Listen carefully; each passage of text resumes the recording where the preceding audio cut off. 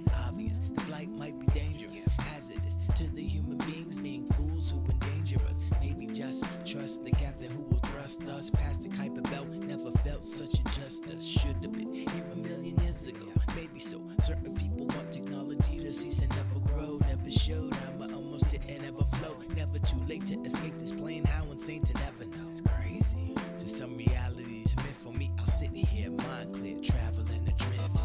So let us just fly away. I'ma take you to a brighter day. If you are willing to break through the ceiling of your greatest fears, away from here. So let us just fly away. I'ma take you to a brighter day.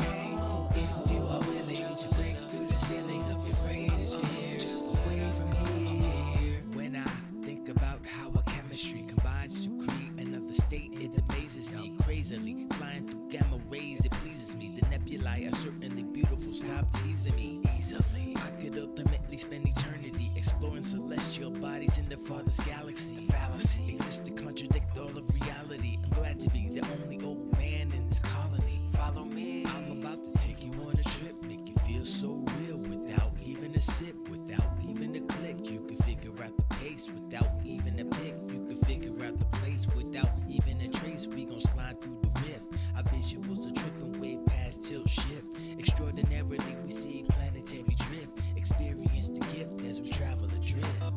So let us just fly away. I'ma take you to a brighter day. If you are willing to break through the ceiling of your greatest fears, away from here. So let us just fly away.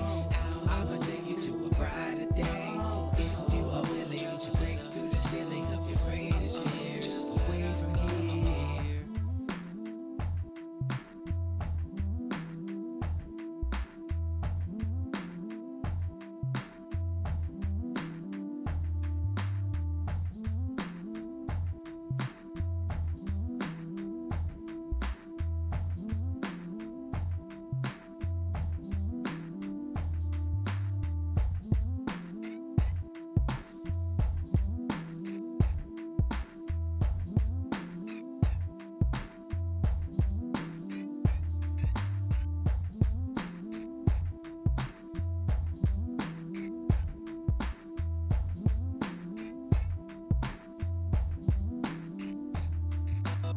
So let us just fly away.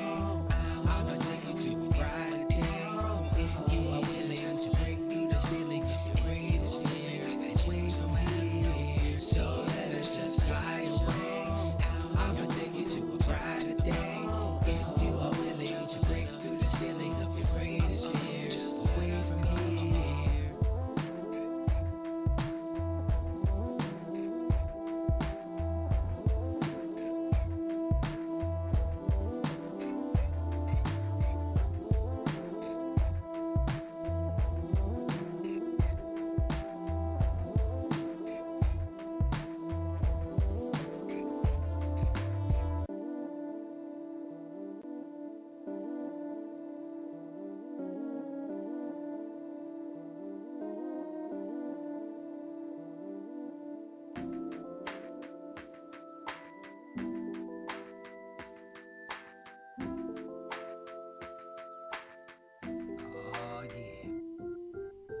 When I gaze into infinity, space is so silent, it tends to recenter me, sending me to a place, tasting the energy. Can I be reaching the exosphere happily?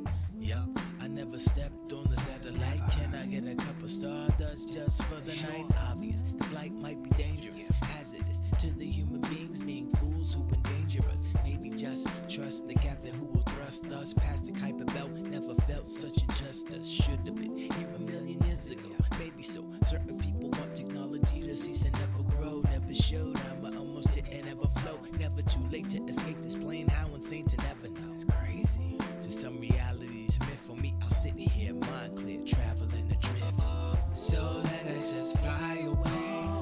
I'ma take you to a brighter day. If you are willing to break through the ceiling of your greatest fears, away from here. So let us just fly away. I'ma take you to a brighter day. If you are willing to break through the ceiling of your greatest fears, away from here. When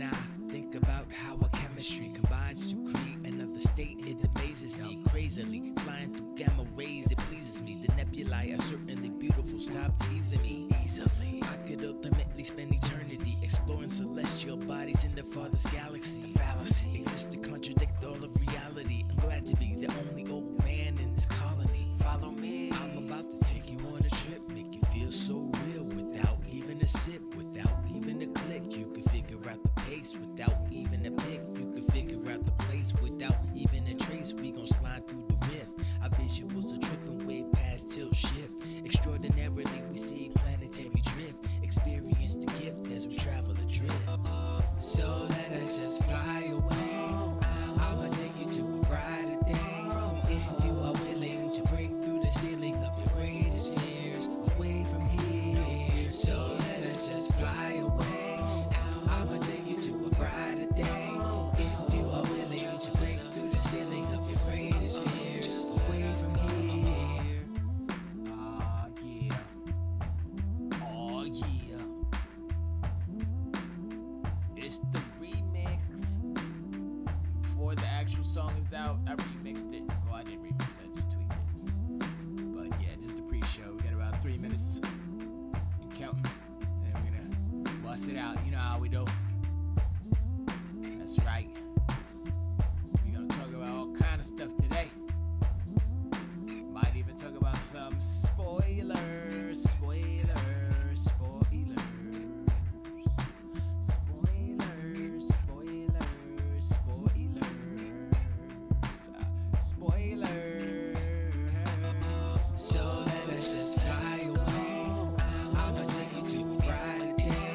If you are willing to break through the ceiling of your greatest fears, away from here. So let us just fly away. I'ma take you to a brighter day. If you are willing to break through the ceiling of your greatest fears, away from here.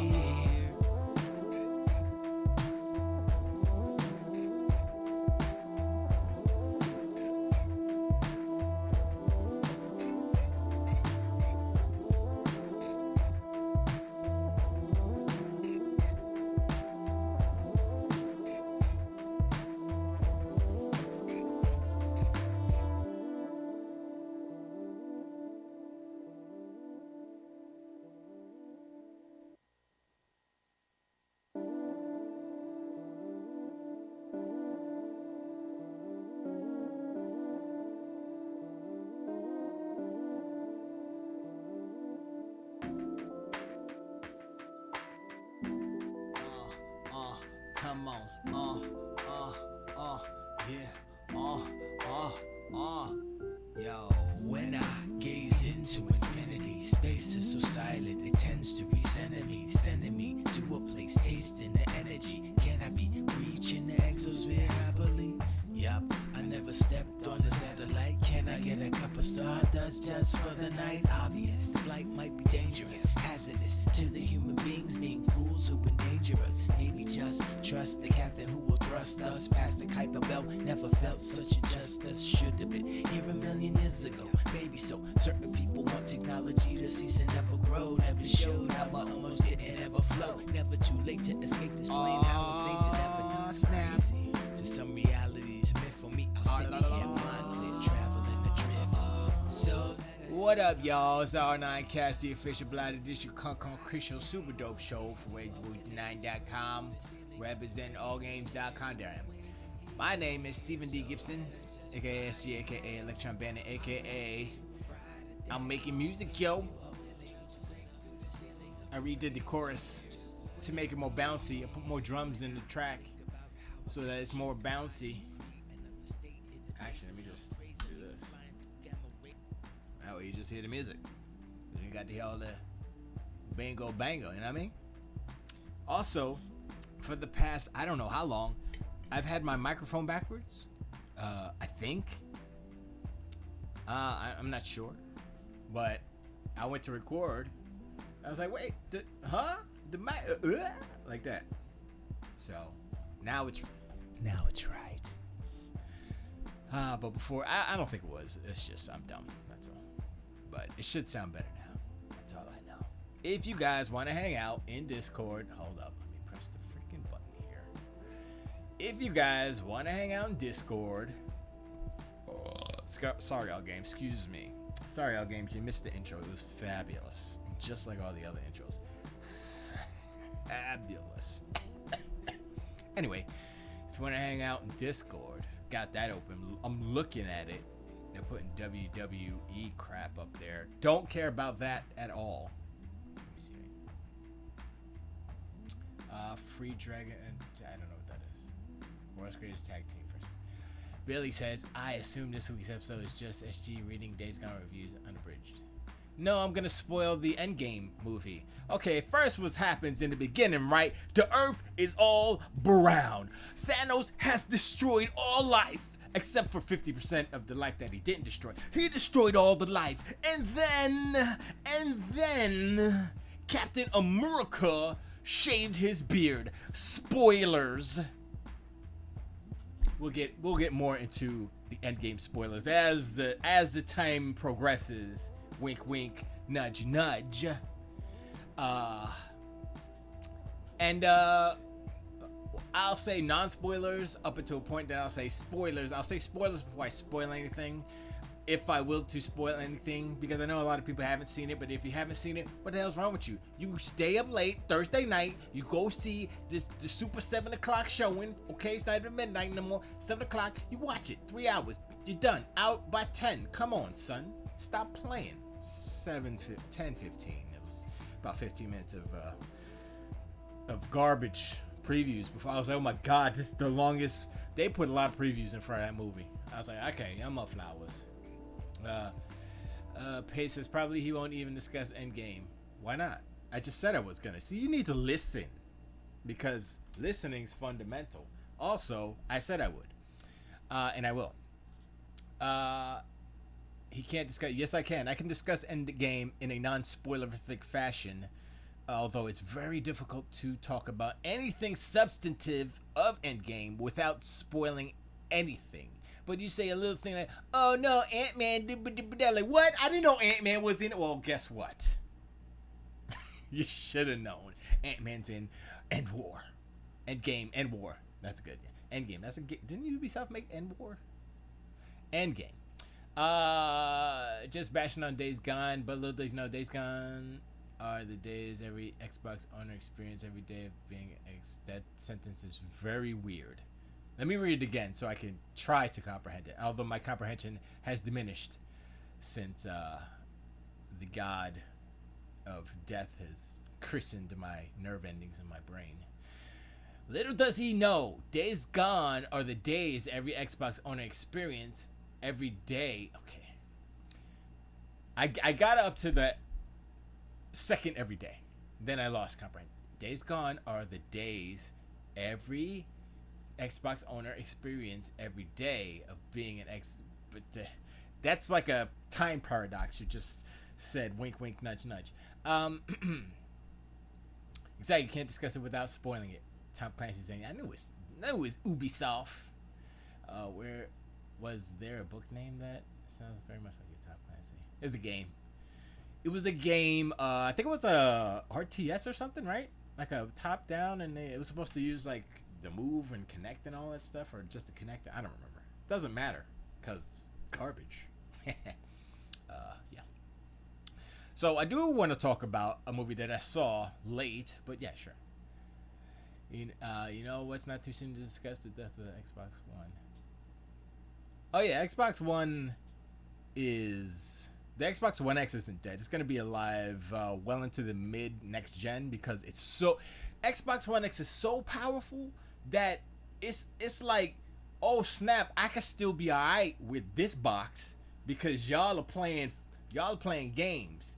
You go buy the brand new PS5, the hot piece of garbage PS5 is not gonna be as powerful as the new Xbox. You could do that if you want to. If you want to play the middle of the road, if you want the it's good enough system for the next gen, sure, buy a PS5 if you want. I mean, that's up to you. If you want to spend your $500 like that, it's gonna be at least $500, by the way. And you know, I'm gonna chill with my ex. I'm like, yo, I can play 4Ray Blu-rays. I'm good. I got these games that look pretty much almost as good as these PS5 games. Why would I upgrade to a PS5? I got an X. What are you doing, Sony? And I know that the PS5 will have a 4K Blu-ray player. It, I'm giving Sony the benefit of the doubt on this one because it makes no sense why the PS4 Pro didn't have it. I'm just saying. Besides, they're like, oh, we're trying to keep the price down. What'd they say? $5? Come on, son. Come on, son.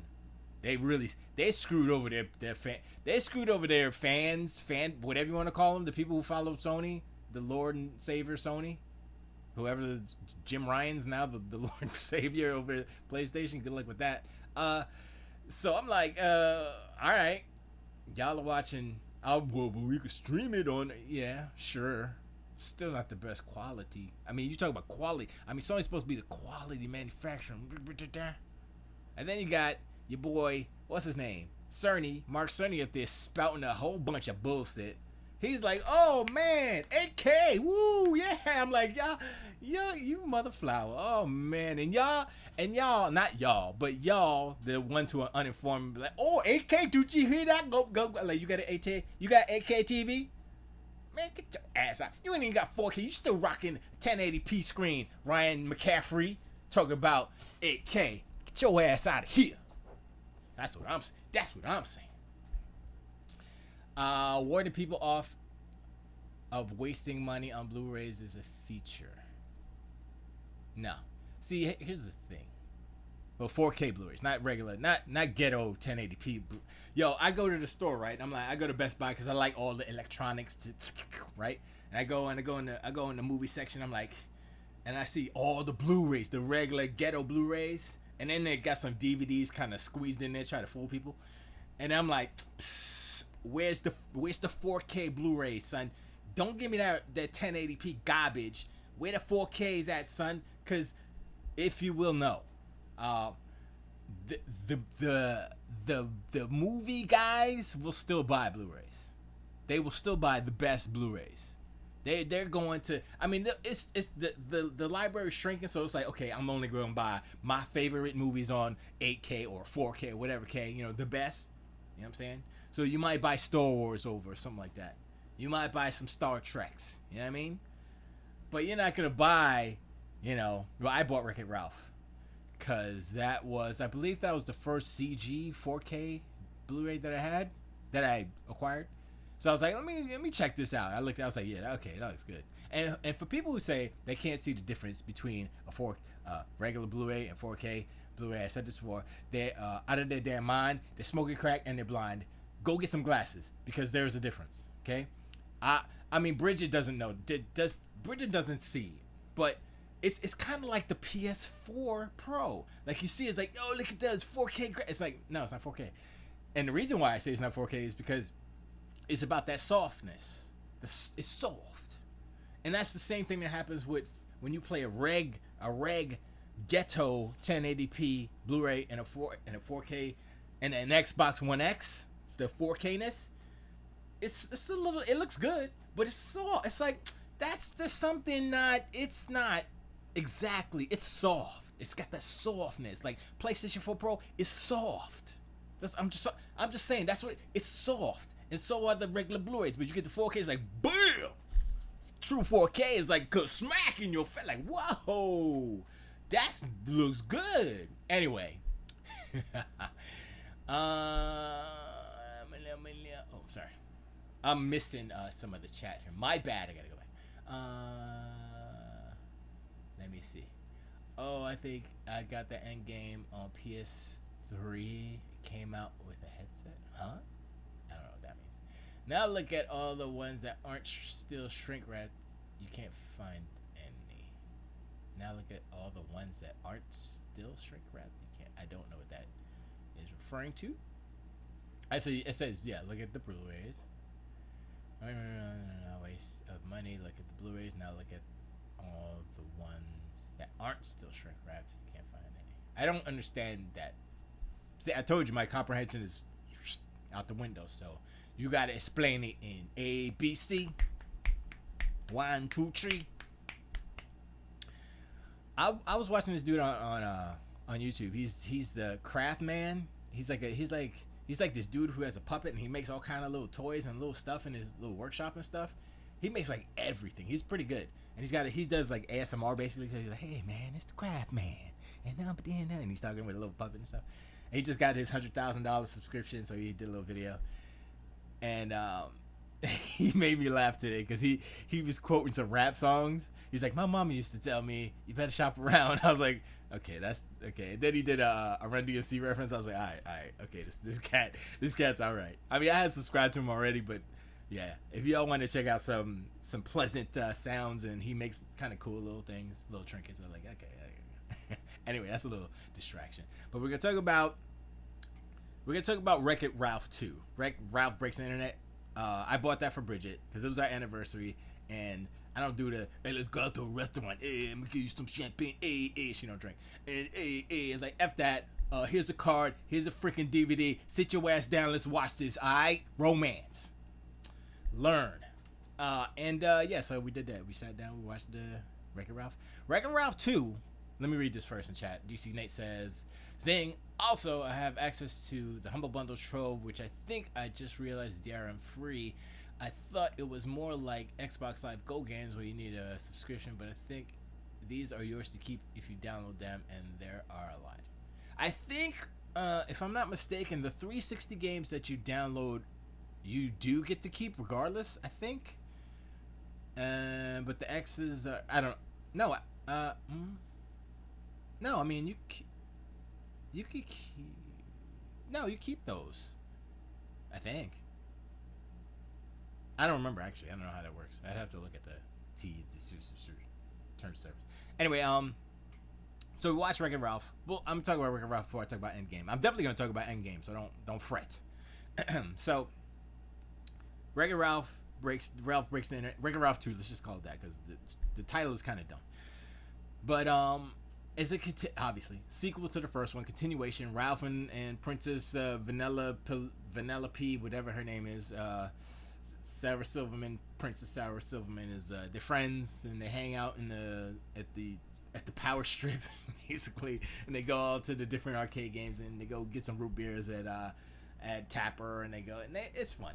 And they go in Tron and play and ride the bikes, and it's cool, right? So, and then Penelope's Vanellope, I think her name is Vanellope. Anyway, her arcade game gets broken. Some kids play it too hard, and they break the steering wheel. And the Walter Day stand-in, who is voiced by,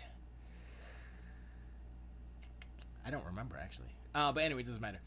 Is he's like, yo, let me look up how much a steering wheel replacement for this game is. Oh, it's $200. Bump that. This game is going in the garbage. Out of order.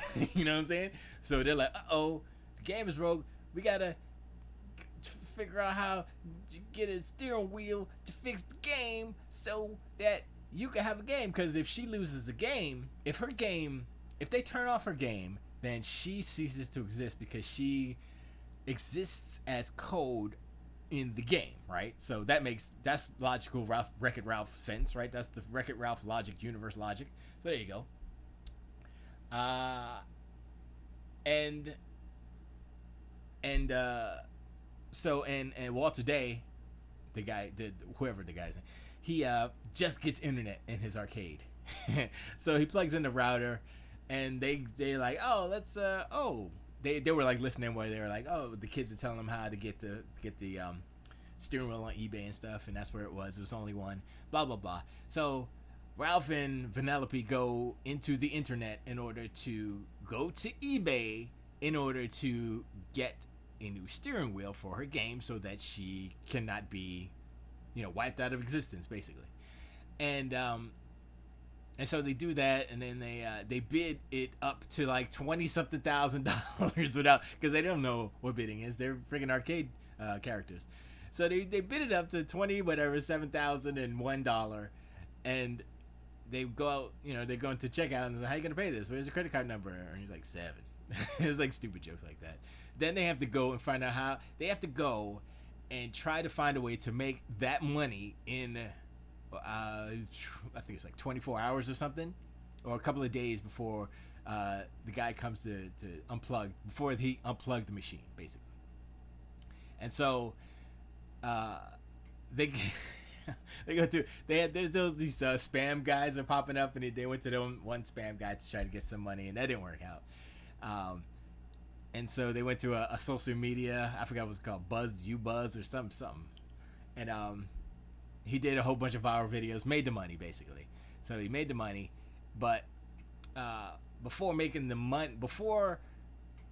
money, they ended up in a game called Urban Chaos Assault Destruction, whatever. It's a crazy car, like it's like basically GTA with cars and stuff. And Penelope fell in love with this racer because she's a racer and she liked it. So she was like, I love this place. Oh my God, I want to stay here forever. And blah, blah, blah. And then Ray Ralph got all insecure and stuff. He's like, no, man, no, she's my friend. She'd never do that. And she's like, I hope Ralph doesn't find out. And he was like on the phone and he's listening. Anyway, well, whatever. It was the communicator. So he find out. So he's like, yo, I'm going to die. So he goes to the dark web and he gets a virus to put into the game so that Vanellope be like, oh, this game's messed up. We're gonna have to go back home now, yay! And then, but the thing is, he like actually destroyed the game, and the Alfred Molina is one of the characters that don't let it out. Don't be a dummy and don't let it out of the game. And of course, they let it out of the game. It goes and basically destroys the internet, quote unquote. And what it does, what the virus does, is it replicates any kind of security weaknesses, basically insecurities, basically that's what they said. And so they found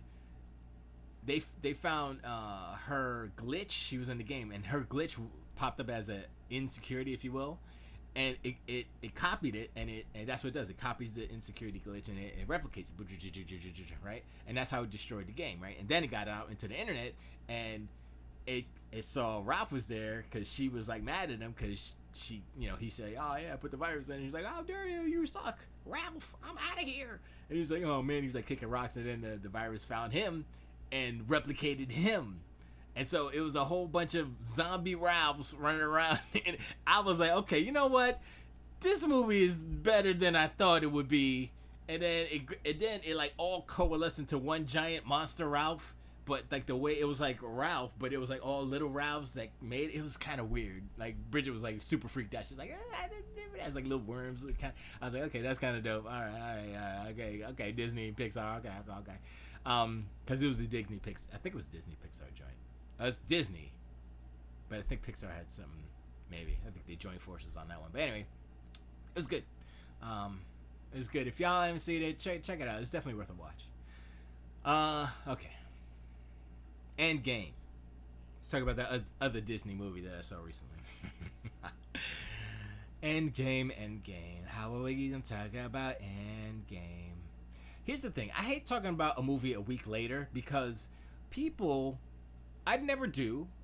And like Shazam, I never talked about Shazam the week after because I was like, I'm on to the next stuff, son. So I should spoil the hell out of Endgame tonight because there's a lot in that movie. It's 3 hours long. The first hour of that movie, or 45 minutes, the first act of that movie is the aftermath of the first movie, of Infinity War. Because it's like if you think about how Infinity War ends, it's like and Thanos is like all happy on his farm, right? And it's like it's the end, right? And you're like, what?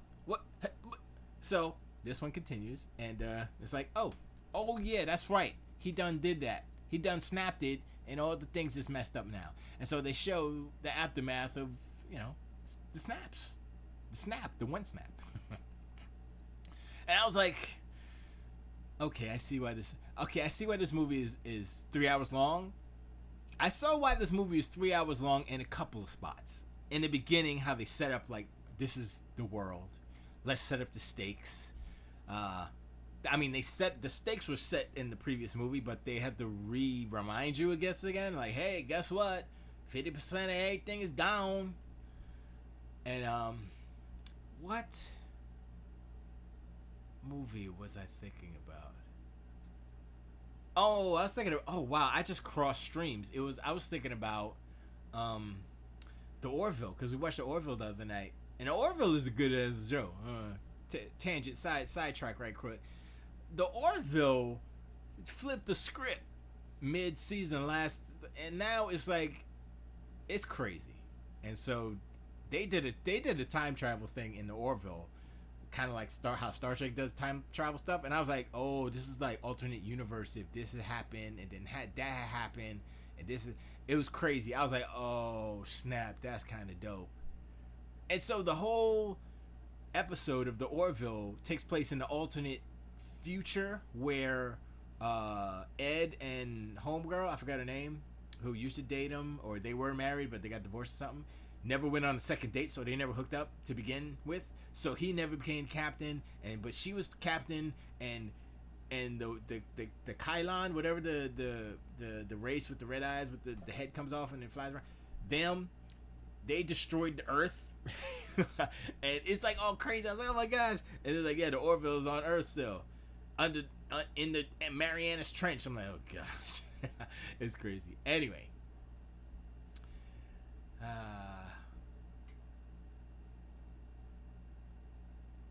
what are you talking about? The Game of Thrones? Boo. Know what's better than Game of Thrones? Endgame. So when Spider-Man dies for real this time, I'm just kidding. Am I? You don't know. I've seen it. I've seen it a couple times because I saw it the first time and now I'm replaying it in my head. I need to see it at least 2 more times. I gotta take Bridget and my boy wants to see it, so I gotta see it at least 2 more times. Anyway, so let me say this. Kevin Feige, Kevin Feige, and the Russo brothers. I'll throw in Alice Vestry just for good measure. And they have done something that no one else, one as in studio, person, organization, has done in Hollywood history. In the history of Hollywood, no one has done what they've done. They have created a multi-billion-dollar franchise. Billion with the B. Will it get to T, trillion? Side note, Microsoft is the 3rd American company to be a trillionaire company. A $1 trillion company. Where's Sony? Hey, Pace. Where's Sony? Hey, Billy. Where's Sony? Sony's not in the trillions. Sorry. So sad. I'ma drip a little tear for the less money that the billions that the big Sony ain't got it. Sorry. Sony's hungry. They're so hungry. I bet you they saw that new. No, it's funny because this is a tight tangent. We'll get back to Endgame. Sony is always like, yeah, like when there's this news like, oh, they're almost at 100 million units of PS4 sold. It's like y'all don't get it. They say that, right? And Microsoft's like, yeah, we a $1 trillion company. Sorry, you know what I'm saying? Yeah, ain't nothing though. Yeah, you know what I'm saying? $1 trillion. That's what we are. Yeah. Where you at again, Sony? But we sold almost 100 million video game consoles. That counts, right? Sure. But you can't come to the club because you got to be trillionaire. You got to be in the trillions to come. You can't. I mean, I would like for you to come with us to the party, but the rules stipulate that you have to be worth over $1 trillion, and so there it go for you cannot come, Sony. Sorry, you stay over there in the billion ghetto. Billy says, I don't care if Sony has $1 trillion, SJ. I just care that they have better games to play. Poor guy just can't help himself. Oh, really? Better games like Days Gone. What Days Gone get on Metacritic? 72? 72, not good. 72 is like, meh. It's like, know what? Here's the problem with Sony. Here's the problem with Sony and the Sony game. Okay, so Days Gone took, 7 years to make? 7 years to make? I'm going to say 6, just to be nice. 6 years to make? Come on. If you can't get over an 80 with 6 years of development, then you're not making games right. You know what? This is what happened. I'm going to tell you what happened. The focus of Sony's games, right, aren't let's make a good game. No. It's let's make pretty games. Let's make the games look good and feel good. Oh, it's visceral. Ooh, right? But I guess they forgot the part about let's make a good story and characters you care about. They forgot about that part. Bend Studio forgot about the part with the game with the characters, the people care about characters. That part they kind of forgot. It looks good. I mean, Unreal Engine never looked so good. And that's another funny thing that they use Unreal Engine. Why didn't they use the Guerrilla Games engine? What's that game engine called? Whatever game that Hideo Kojima's using. Why didn't they use that engine? Why didn't they use the other open world? They literally have a studio that made an open world engine in house. Why are they using Unreal 4? That makes no sense. Okay, so okay, sure. Let's make a Unreal Engine. I'm sure the people at Sony were like, I'm sure Mark Cerny was like, okay, you can use Unreal. I guess that Guerrilla Games engine is kind of hot garbage or something. What? Please explain to me, oh Billy, Captain Billy, knowledge of all that is Sony. Why would a in-house Sony studio use a third-party engine when they have a perfectly good, whatever the hell the Guerrilla Games engine is? Kojima's using it. I'm just saying. Y'all think, and yeah, I swear, y'all like, oh yeah, they got so many games. Y'all living in the past. The newest game that just came out is hot garbage. So, and people are saying, oh yeah, it's pretty, but yeah, State of Decay 2 is kind of a better zombie game. Just saying. And it's funny, they didn't call it Zombies because it's horrible. It's not a good zombie game, so they don't want to call it Zombies because it's not a zombie game, so they call them Freakers. So it's a Freaker game? Nah, it's not good. And then they bit all of the all of the crafting system was like from The Last of Us, like straight. Like it's kind of The Last of Us, dude. This is man, I can't believe I can't. One thing I'll say about Microsoft and their $1 trillion announcement is that they need to fix Windows 10 because my computer's acting a bit strange, and I'm about to restart the internet. Smack. So who's in charge over there? Satya Nutella. I'm about to smack him up because I'm like, yo, don't be messing with my computers. You know what I'm saying? My livelihood. That's not my livelihood, but I'm just saying.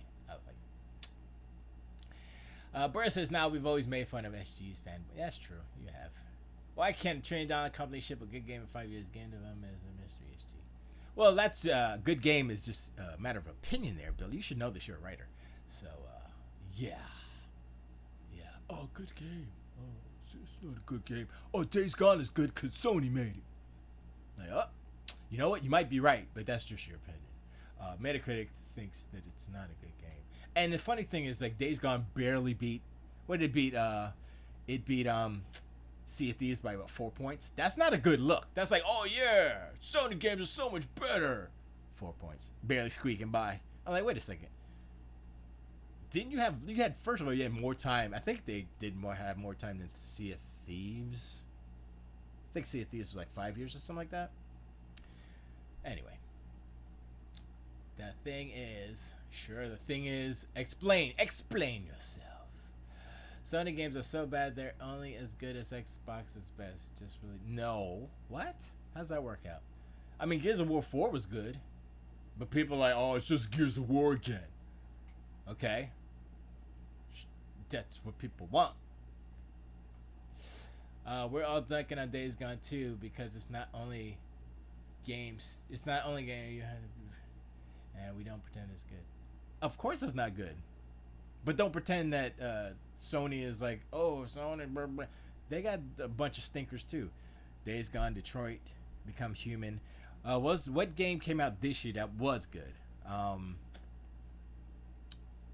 What was it? It's 2019, and they came out with what was the other game this year?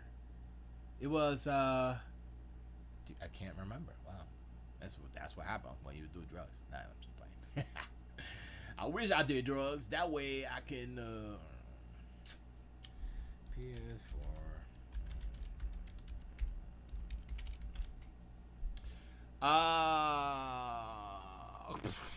Okay, that's not it.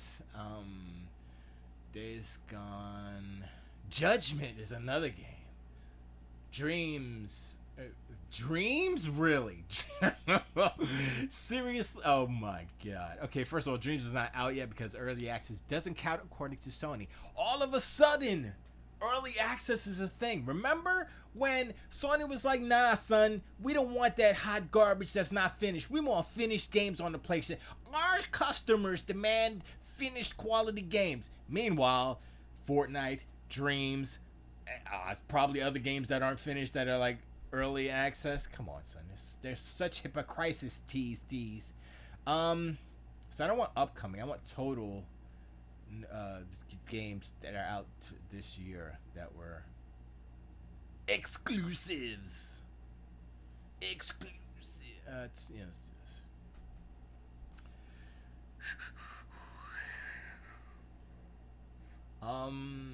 Sony. Sony. I'll just do Sony because they don't do anything else on anything else. Because I'll do it here. Jesus. Sea of Thieves is, I don't know what Sea of Thieves is, honestly. It's like whatever. I stopped playing Sea of Thieves like brr. Judgment is garbage. Judgment is so bad that they had to fire the guy because he had coke in his system or something. I was like, wait a second. Come on, Sega. What's wrong with y'all? Yeah, I stopped playing Sea of Thieves. I think I'm going to get back into Sea of Thieves. I think they just released the new update where it's going to have fishing and pets and stuff. So I'm like, you know what? I might dip in for some fishing and some pet parrots and such. I might have a pet crab. All right, let's see. This is not a Sony list of 2019 games. I hate you. Okay, let's try this again.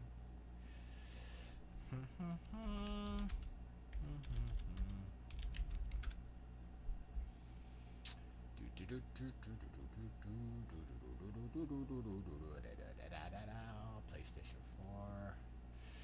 Oh my gosh. Okay, let's almost there. Here we go. Wait, that's it? Hold up. Y'all talking shit about Dreams and Days Gone. MLB The Show. That's the other one. Come on, son. y'all are hot. Y'all are trying so hard. Y'all like, yeah, Sony's got the better. Look at all these good games like Dreams and Days Gone. They just slowly just. That's the funny uncle. That's the redheaded cousin right there. Like, yo, why you got redhead and freckles? You from Africa, son. Not South Africa either. You from like Nigeria. It's just a mutation. But still, freckles. Anyway, I saw this albino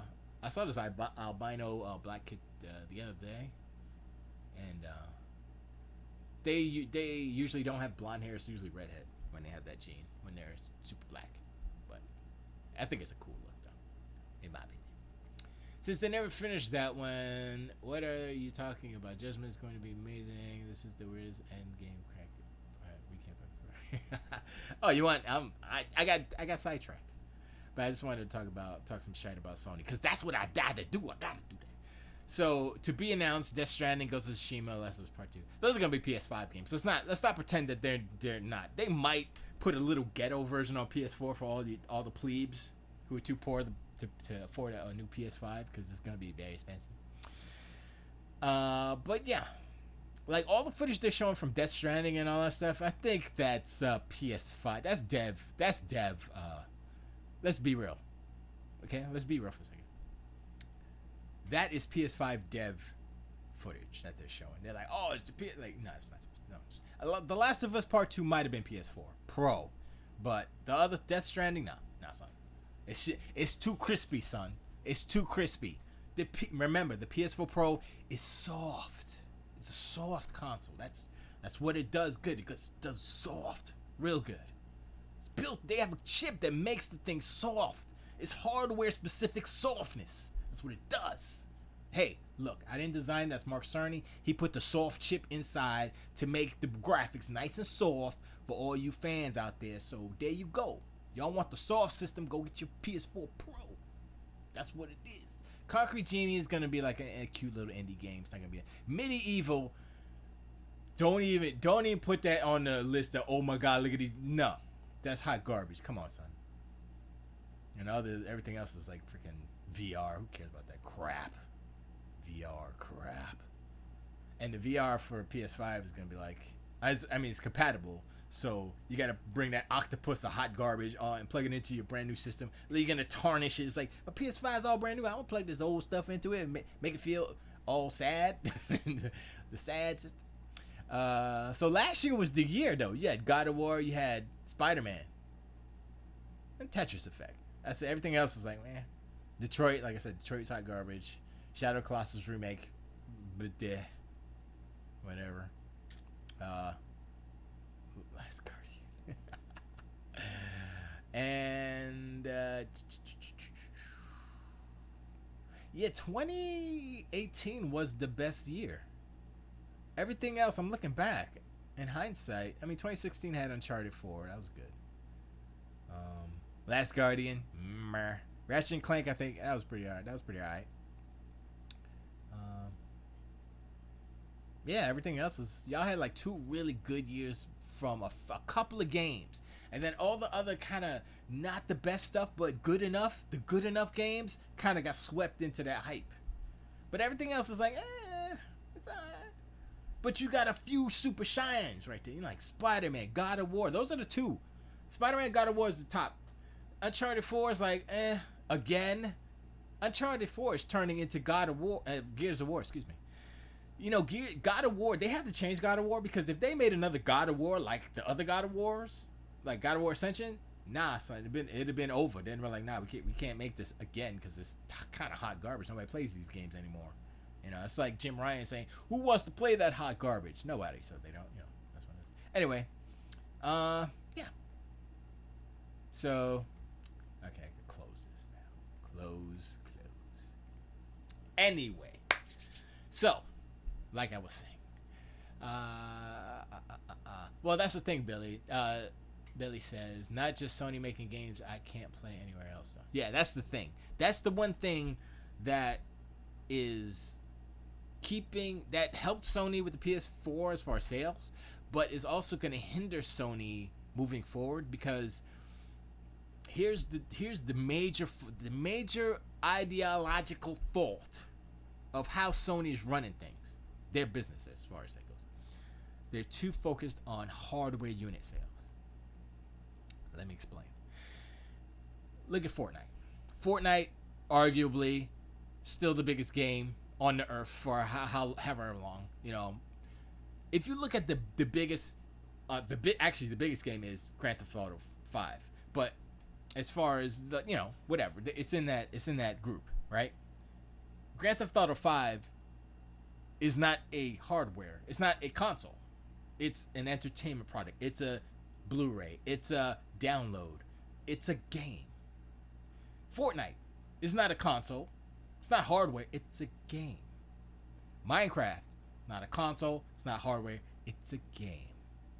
And all these things share that common, attribute of being just software. It's entertainment. If you got nothing to play on your box, that's what I just said. So Sony is leveraging their exclusives in order to push their units, which is fine, but they're losing out on sales of their exclusives because you can only buy them on the box. So let's go, hey, this is what Microsoft is doing, and this is how Fortnite became so huge. Fortnite PC. Fortnite was PS4 exclusive for a while for that hot garbage save the world part, which is, who cared? And then the free thing came out, and it was like, oh, here we go. That's when it blew up, when the Battle Royale stuff came out, right? That was on everything. It wasn't exclusive, because if it was exclusive, then somebody else would have come out and say, you know what, just what? We're going on everything, boom, more money.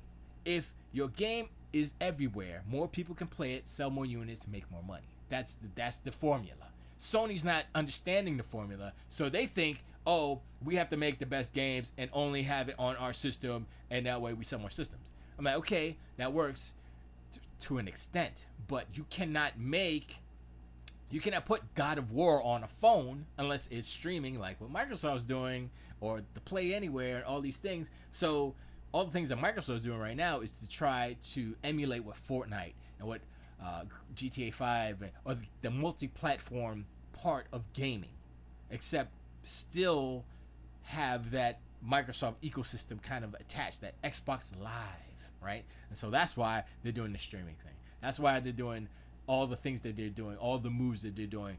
Oh, you're gonna have Xbox Live on the Switch. Like, what? That was a rumor. Still might come true. Who knows? Game Pass is another reason. You know, Sony was first with the PS Now, but they screwed it up. And I looked at it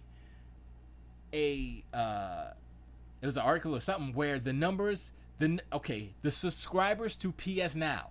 You know how many subscribers there?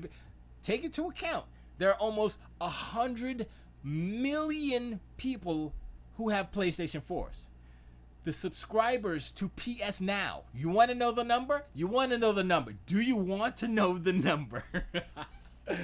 It's so embarrassing that I'm like, wow. They just totally screwed up PS Now. The number. Here's the number. 90-something million PlayStation owners. 700,000 PS Now subscribers. That right there is failure. You have almost 100 million, and you have less than 1% of people subscribing to you. That means that your thing sucks. That means nobody wants your thing. If you have 100 million people almost, and not even 1% is up, like, yo, let's go. Nope. That's bad. That's really bad. That's so bad. It's okay. Let's be 0.7% of people, of PlayStation owners, subscribe to PS Now. Think about that, and then you think about, okay, still PlayStation got the game. Well, guess what? How long do you think Sony can keep up with this model of let's make good games and then they'll buy the system? How long do you think that's going to happen? It feels like to me that Sony is turning into what Sega used to be, Sega, back in the 90s. When the Genesis came out, they thought they were the shite. They were like, yo, we the best. We beat Nintendo. Haha, yeah. Sega, right? I was like there, yeah, Sega. But I was more like the arcade, and then I went home. Genesis, I was like kind of disappointed in your ports. But Thunder Force is kind of hot though. But I don't know, Super Hang-On is kind of hot garbage. I'm just saying, Sega, whatever. But Sega did the crazy peripheral thing. They're like, yo, let's throw this on, throw that on. I mean, it's different now because Sony has good games. Plus, they have these peripherals. They have the PSVR. They have, what was the other one? Is there gonna be? I think there still is gonna be a camera for the new PSVR version 2. That's what I heard. So I don't know. But anyway, that doesn't matter. But I guess that is just the main peripheral is the PSVR. I don't think they're doing handhelds anymore. I think the PS Vita is. That's it, and that's all. Dig the hole, put it in, cover it up. So I'm not sure about that. And Nintendo just totally destroyed Sony on the handheld front with weaker systems year in and year out. And that's because they have a pretty different demographic. Let's just say that, not totally, but a different demographic. They do skew younger, so that's where Sony kind of messed up. They're like, oh, we gotta do it for the older cats, and like, no, we want to play big boy games, not this little. Even though it was a good system, but talking about the Vita, it's just they put too much stuff in. It's like you have to make smart decisions when you're adding stuff to your systems. Like I said before, the touchpad on the DualShock 4 is kind of worthless. It's just a big glorified button. That's extra money. That's extra battery zapping power out of your battery lasts 2 hours, and then you got to charge it again. You might as well just leave it plugged in all the time. Might as well be a plug-in controller because it's like ridiculous. That being said, it would be cool to have a screen on a controller, but like I said, battery power. So that'd be tricky. I mean, I guess Sony could figure it out, or Microsoft. I mean, Microsoft might be like, "Yo, check it out. Excuse me, we got a screen. just gotta crank this thing so it can charge. Crank your controller. Like, ooh, this is very, what if they had solar panels on controls? You leave it out in the sun. That's not a good idea. I just thought about that. And plastic and sun, nah, that's not a good idea. What if it was like a accelerometer that charged it? So you just put it like on your washing machine when it's shaking, like, and it charges it? What if it did that? Yeah. What if, anyway, it doesn't matter. So, I think I'm done talking about Sony and where they're going wrong. I don't see how they can turn around PS Now. PS Now, how Game Pass came out and how everybody's like, yo, Game Pass is just so good. It's like, the only way that Sony can compete is if they match it, like, exclusives. If they put the exclusives day and date on PS Now, that's the only way. The only way that they can match it. And they will never do that because they're trying to sell consoles. And if you already got a PS4, then you could play those games, even on a PS5. I mean, even if you have a PS4 and it's a PS5 like cross game, it'll be on a PS4. You have PS Now, if it's there day and date, you're not gonna buy the game. That's unit sales. That's not selling the PS5. That's not selling the game. You know? It's subscription. That's the whole thing. They don't see value in the subscriptions. They just see the unit sales, you know, the materialism, right? And that's the different ideologies of Sony and Microsoft. And I see Microsoft making moves for the future. I see Sony staying stagnant, and you know the hubris got to them, and now they're like, uh-oh. And now they just got smacked down again because Sony was like, you know, Microsoft is gonna announce their little all digital, which is, I'm like, I don't even care about that. Nope. That's a nope for me. Not for me. That's a not for me system. Somebody might want that, but not me. But then Sony comes out around the same time with their little sprinkling of data for the PS5, which is, they told us nothing, but it was like, it's just something so Sony could be in the conversation. The PS5 could be in the conversation. And then I'm like, you know what you just did, right? You just opened the door for Microsoft to smack it down. And they smacked them down. And this is how they smacked them down. They said, no, Microsoft didn't say that. Insider sources, people who be leaking stuff, said, yeah, the next Xbox is gonna be more powerful than what they showed. And so it just totally like stomped out any hype for the PS5. Like, okay, guess that's not gonna be the most powerful system next gen. Oh well.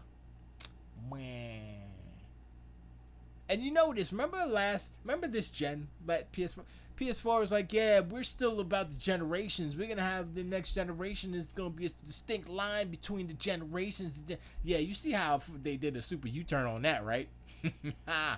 Because Microsoft didn't. They pushed them to. They didn't call it bluff, but they're like, yo, you know, we're doing this. What y'all do is up to you, but Sony saw that backwards compatibility just keeps getting better and better, and people are like, I don't play that old stuff. That's not the point. The point is to have the games there. To like, there's a reason why there are arcade collectors, and there are still arcades. The Pinball Museum in Delray Beach exists. I was there the other week. There are games from 1950 there, and I'm like, that's an old ass game. Damn. I hope there isn't a fire, because this will be the first one to ignite, because this is made of 1,000% wood.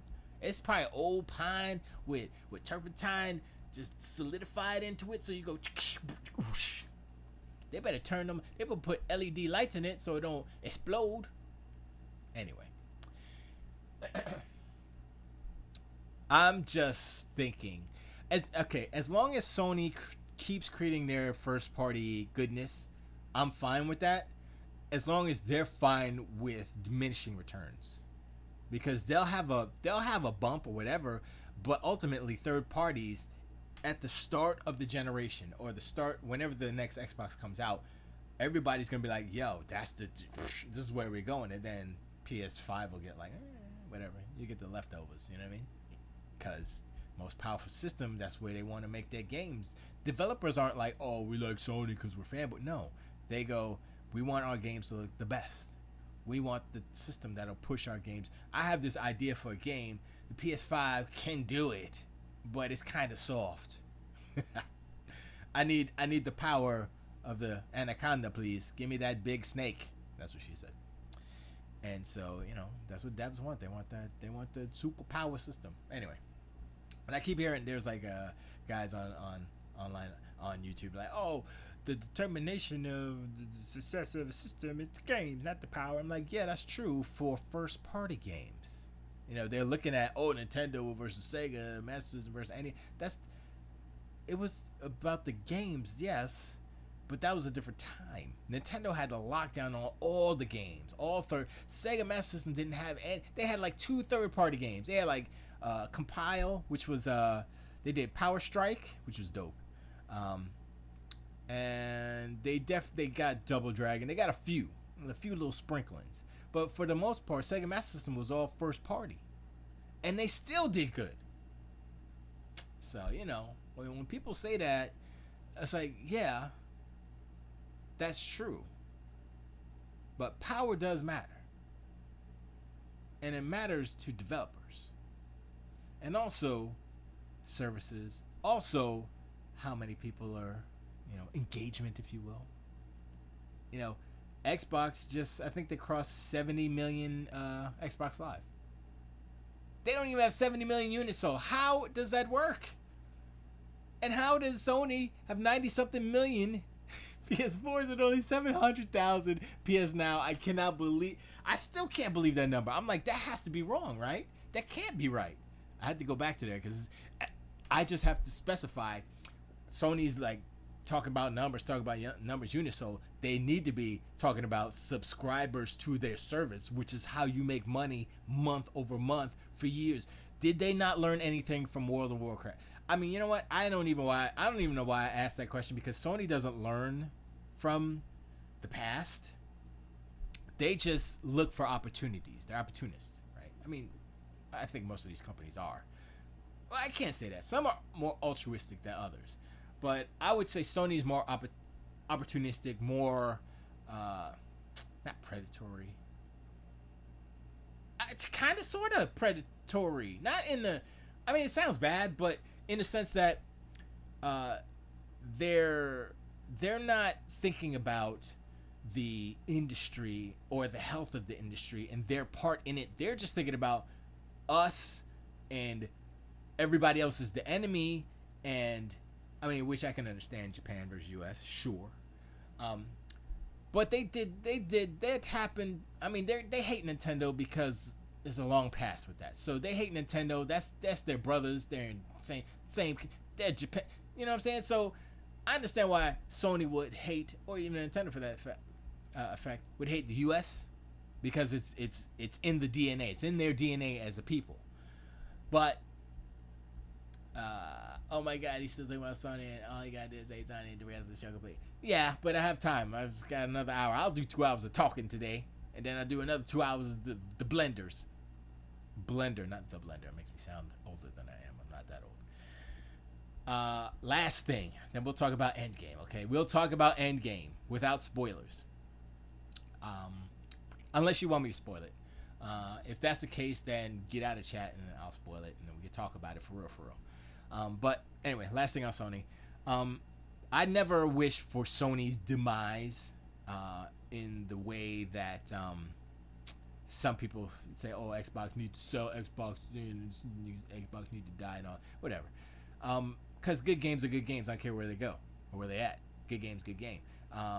But if the company that's running these good games and coming out, and they're not really serving the public, they're not really customer facing or customer friendly, if you will, as their competition.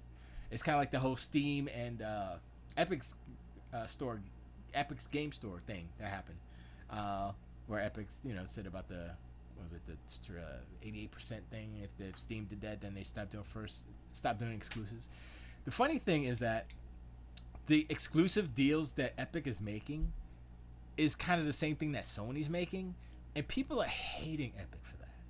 People hate Epic because, oh, I don't want to play stuff on Epic Game Store, blah, blah, blah. But you be like, oh, but Sony, oh, I love you, Sony. Give me all your exclusive. I'm like, okay. I mean, It's kind of the same, but it's not.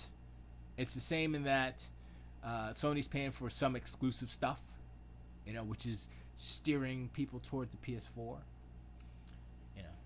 So that's, I mean, I get it because everybody wants to be on Steam, right? So if Steam did this, there would be no problems because Steam is the winner, if you will. Is they on top, But I think it's good that Epic's doing what they're doing because it breaks up it helps devs, and it changes what the kind of norm, or not perception, but the norm of 30% to Steam. That's a big ass number. I mean, imagine if you paid 30% in taxes. We don't pay 30%. I don't think we paid. It's in the teens. I believe it's in the teens for us normal folk. Well, Trump changed the law, so I think it's everybody's that way. But whatever. We're not getting into that. So that's a lot. Imagine paying 30% interest on your loans. Imagine paying 30% sales tax. That's a lot of money. So when devs are making games for Steam, they're paying 30%. They make $1 million. Guess what? They only made $700. Plus, that get taxed too. That gets taxed by the government, so they really make about $500. They make about half of the million. It's ridiculous. So you go to Epic, and it's like 88%. Hold up. So if I make $1 million, then I get 88. You got 880 versus 7. That's $180,000 more dollars. That's a lot of money. That's that's some employees. That's some more game. That's a good, yeah. All right. Anyway, Sony's done. PlayStation 5's too weak to compete. It's gonna be the soft system number 2. It's gonna be the it's good enough system for the next gen. If you want, I swear it has better. That whole 8K is such ridiculous. Anyway, it's just so bad they lie so much. They're kind of like Trump. They should call it the Trump Station 5 actually, because they really start telling us fibs. 8K. You know what? I said this last week. Xbox One X has 8K according to the Sony logic. Anyway, Endgame. Let's talk about it for real.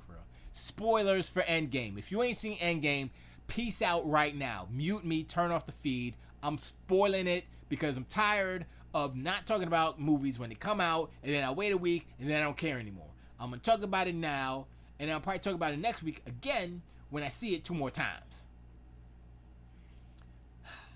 You have been warned. Spoilers. I got a message here, and it's not a real message. Okay. It's my house talking to me. I have a smart house. It's very smart. Very more intelligent than I. So, Endgame. What I was saying before, the Russo brothers and Wow and Feige, I totally forgot his first name. They have done something that no other studio, movie studio directors, producers have done in the history of the planet Earth. This has never been done. Where over 10 years ago, they started on this journey with, I think it was Iron Man or the Incredible Hulk. I think Iron Man came out before the Incredible Hulk, but I'm not too sure. They still live in the same universe. The Incredible Hulk, although it's very weird, it's still part of the Marvel Cinematic Universe. They started that a long time ago. And they have consistently made good movies, good to great to awesome movies. Not a bad movie in the Marvel Cinematic Universe to date for 10 years. How difficult? Do you realize how difficult that is to do? I mean, yes, some are better than others, but to not make a bad Marvel movie for 10 years. Think about that. Think about movies. Think about movie franchises and think about, okay, what movie franchise has been around for that long and hasn't made a bad movie? I mean, I think James Bond might be the closest thing to that. Let me turn off this computer because she's not doing anything right now, and I don't want her to freak out. Excuse me. Bling. Good night. So think about it, right? Think about what other movie franchise. I said James Bond. I think that's the only one that has that many movies, right? I think there's 20 something movies in the Marvel Cinematic Universe. James Bond has, I think they have more, right? I'm not sure. I think they have more. I think that's the closest comparison. And arguably, they're all pretty good, but I think some aren't that great. The James Bond stuff, but Marvel's been good. I think Incredible Hulk might be the weakest one, and that was the early days, and that was a whole other thing. Whatever. So, Endgame. It's 3 hours long. So I go to Bridget buys the. I'm working. Bridget buys the tickets online. She sends me the thing, the little picture of it. I was like, oh, okay, cool. It says 3D. I was like, I gotta watch it in 3D, which was fine because the 3D was actually pretty good. So I was like, you know what? I don't usually watch 3D movies anymore because, one, I wear glasses now, and two, my eyeball hurts a lot. I always have a headache, but it's just the varying degree of headache is, and eye strain causes headache, dehydration causes headache, not eating causes headaches. When I sleep, I get a headache because I grind my teeth at night, but I wear a mouthpiece so I don't destroy my teeth, but I still do the damage of getting the pain. So when I wake up, I always wake up with a headache. So watching I'm like watching a movie for 3 hours on its own. It's like, oh, that's gonna be rough. In 3D is like super extra,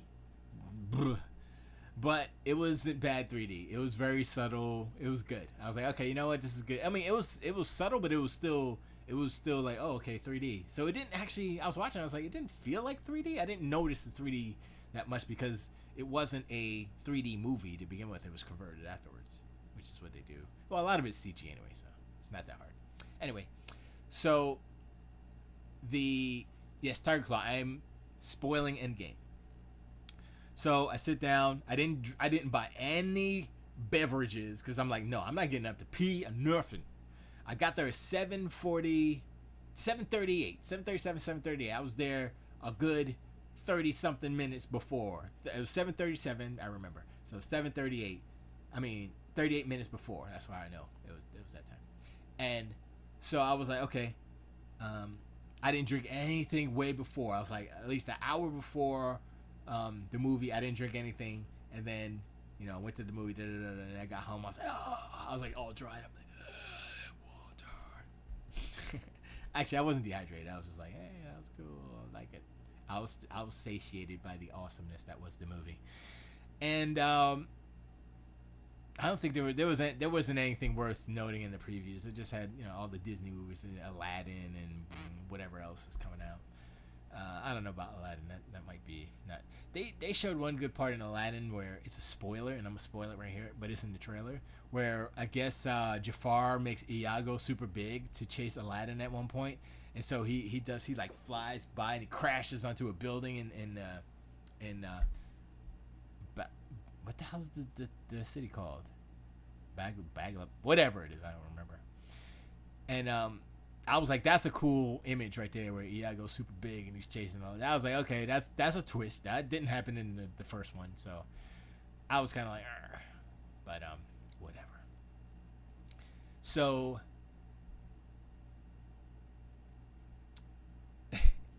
Look, all Endgame spoiler talk goes into its own channel. No, forget that. I'm gonna talk about. Okay, fine. Let me go to Endgame. Let me go here. These people are like, ugh. I saw it and the final act makes it a day one purchase. Blah blah blah. Covered summer. I don't care. Spoilers and then who cares? Anyway, I'm not typing in chat, so I'm going to regular chat. Actually, can I have both of them open? Is there a split view where I can have both of them open? Anyway,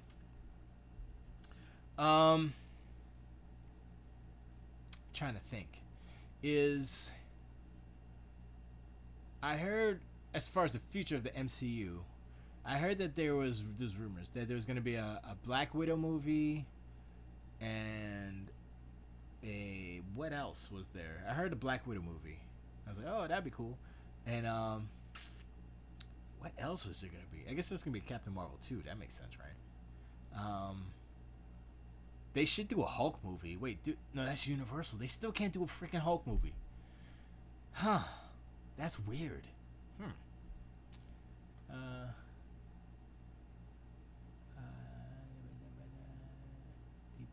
going back. Anyway, I'm spoiling it. Spoiling it. So I'm trying to think. I'm trying to think if I should still spoil it. Let me think what happens to the peoples.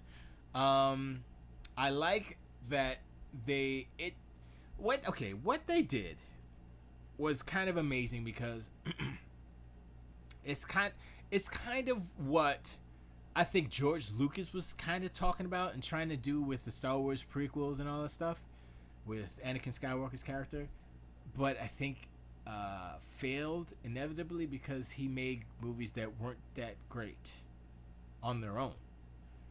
As a whole overall arcing story, I'm like, yeah, that's a cool story if you read it and stuff, but watching the movie it's hard. Watching the movies is hard. Some are good, some are like, okay. And so I'm like, okay, the Marvel Cinematic Universe started with Iron Man, and then it goes all the way around. It goes all the way around Guardians of the Galaxy and goes back to the original. Back to Iron Man, back to Captain America, back to Thor, back to all these original characters. And I'm like, you know what? All right. Oh yeah, Guardians of the Galaxy 3, which and James Gunn is back. So I'm like, and the whole thing with Guardians and how it's gonna change going into the future. I'm like, okay, you know what? I think that next one's gonna be pretty fun. And I don't even know, cause he already had written the script, so I don't know if he knew what was going on with Endgame in order to write the script. I mean, I guess he would have had to have known, maybe. So that's gonna be cool. But they can always do some some reshoots or whatever. They have time. But they didn't start shooting it anyway, so they can rework the script and do all that stuff.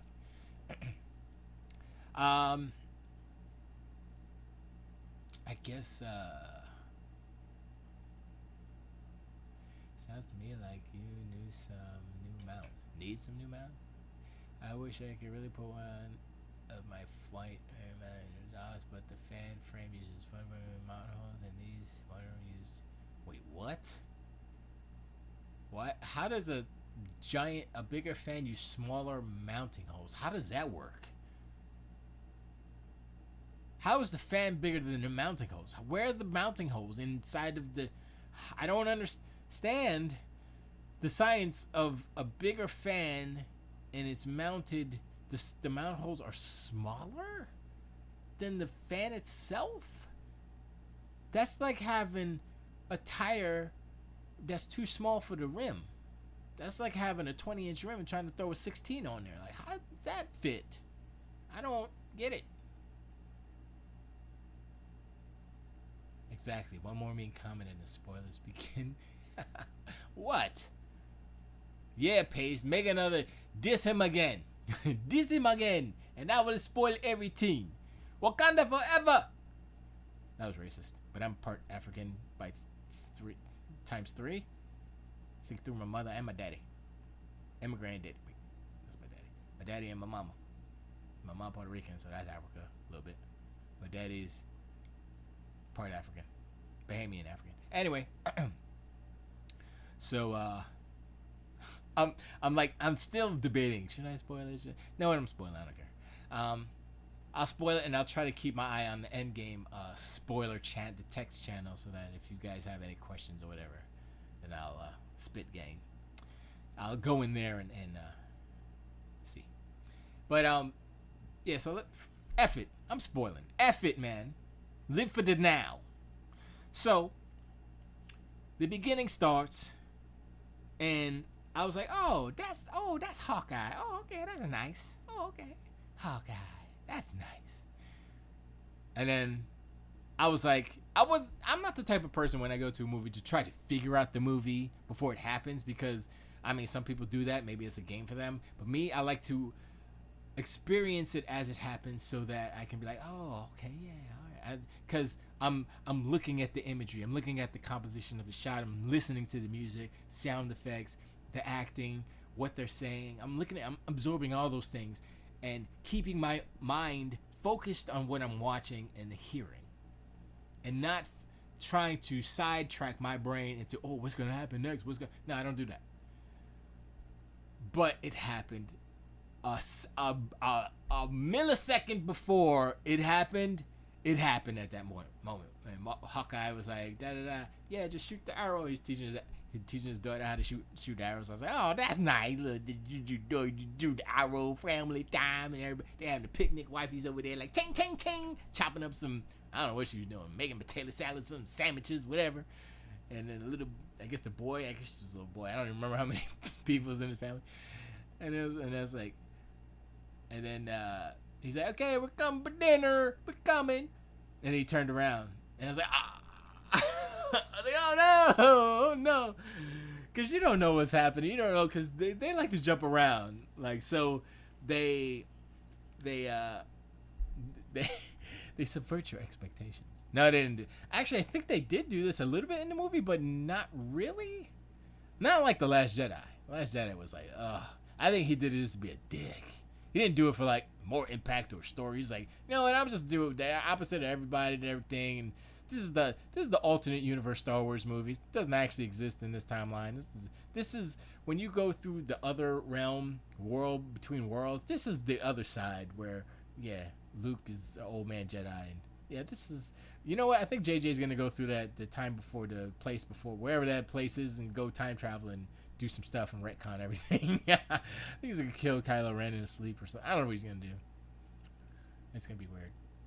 Maybe he'll do that and bring the Emperor back, or who knows? We're not talking about Star Wars. We're talking about Endgame.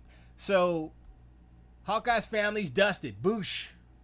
And that's why he becomes Ronin. That makes sense. I knew that was gonna happen. I was like, oh wait, Hawkeye's Ronin? I didn't read the comics. I was like, oh, Hawkeye's Ronin? Yeah, his family gets dusted. Obviously. Knew that before the movie started. But that's how the movie starts, where it's the point at where his family gets dusted. They show him and his reaction. They don't show them getting dusted. It was like, he was like, okay, we're coming, and then he turns around, his daughter's gone. And you see the little dust particles. So he doesn't know what happened, because he didn't realize that she got dusted, because he didn't see it happen. He just sees the little dust in the air, but he doesn't realize what that is, right? And then he's like, I think her name is Sarah or whatever. Sarah. He turns around, his wife and his other kid are dusted, gone. But he doesn't realize what it is. So he's like, what the hell's going on? And then he becomes Ronin and kill everybody. Kill everybody with the sword and the...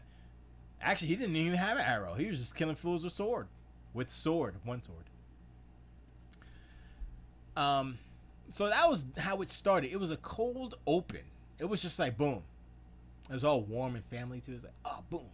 Okay, I'll talk about certain parts of the movie. I can't go through the movie chronologically because I cannot remember the movie chronologically, because it's a 3-hour movie and they jump around so many times. Spoiler, time travel. And that's like a bad word. That's like, oh no.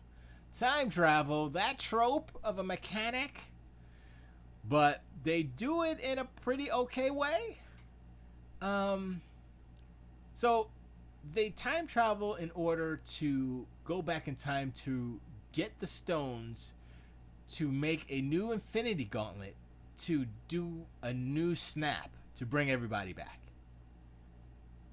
And wait.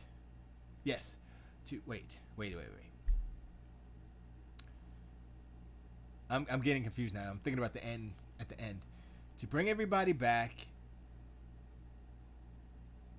and okay, that happened. But wow, I just got confused about that. I'm gonna have to watch it again to see exactly where my brain is. But in order to get to that, I think that might be where they go on their time traveling adventure. I think it's is it a halfway point in the movie? I'm trying to remember. Like the first hour is like, it's like, oh my god, this is so sad. This is like The Walking Dead if it were good. Sorry, they did shoot it in Atlanta, so there's probably still around the. They should have been on that same set. They should have went to Sonoa. Is that where it is?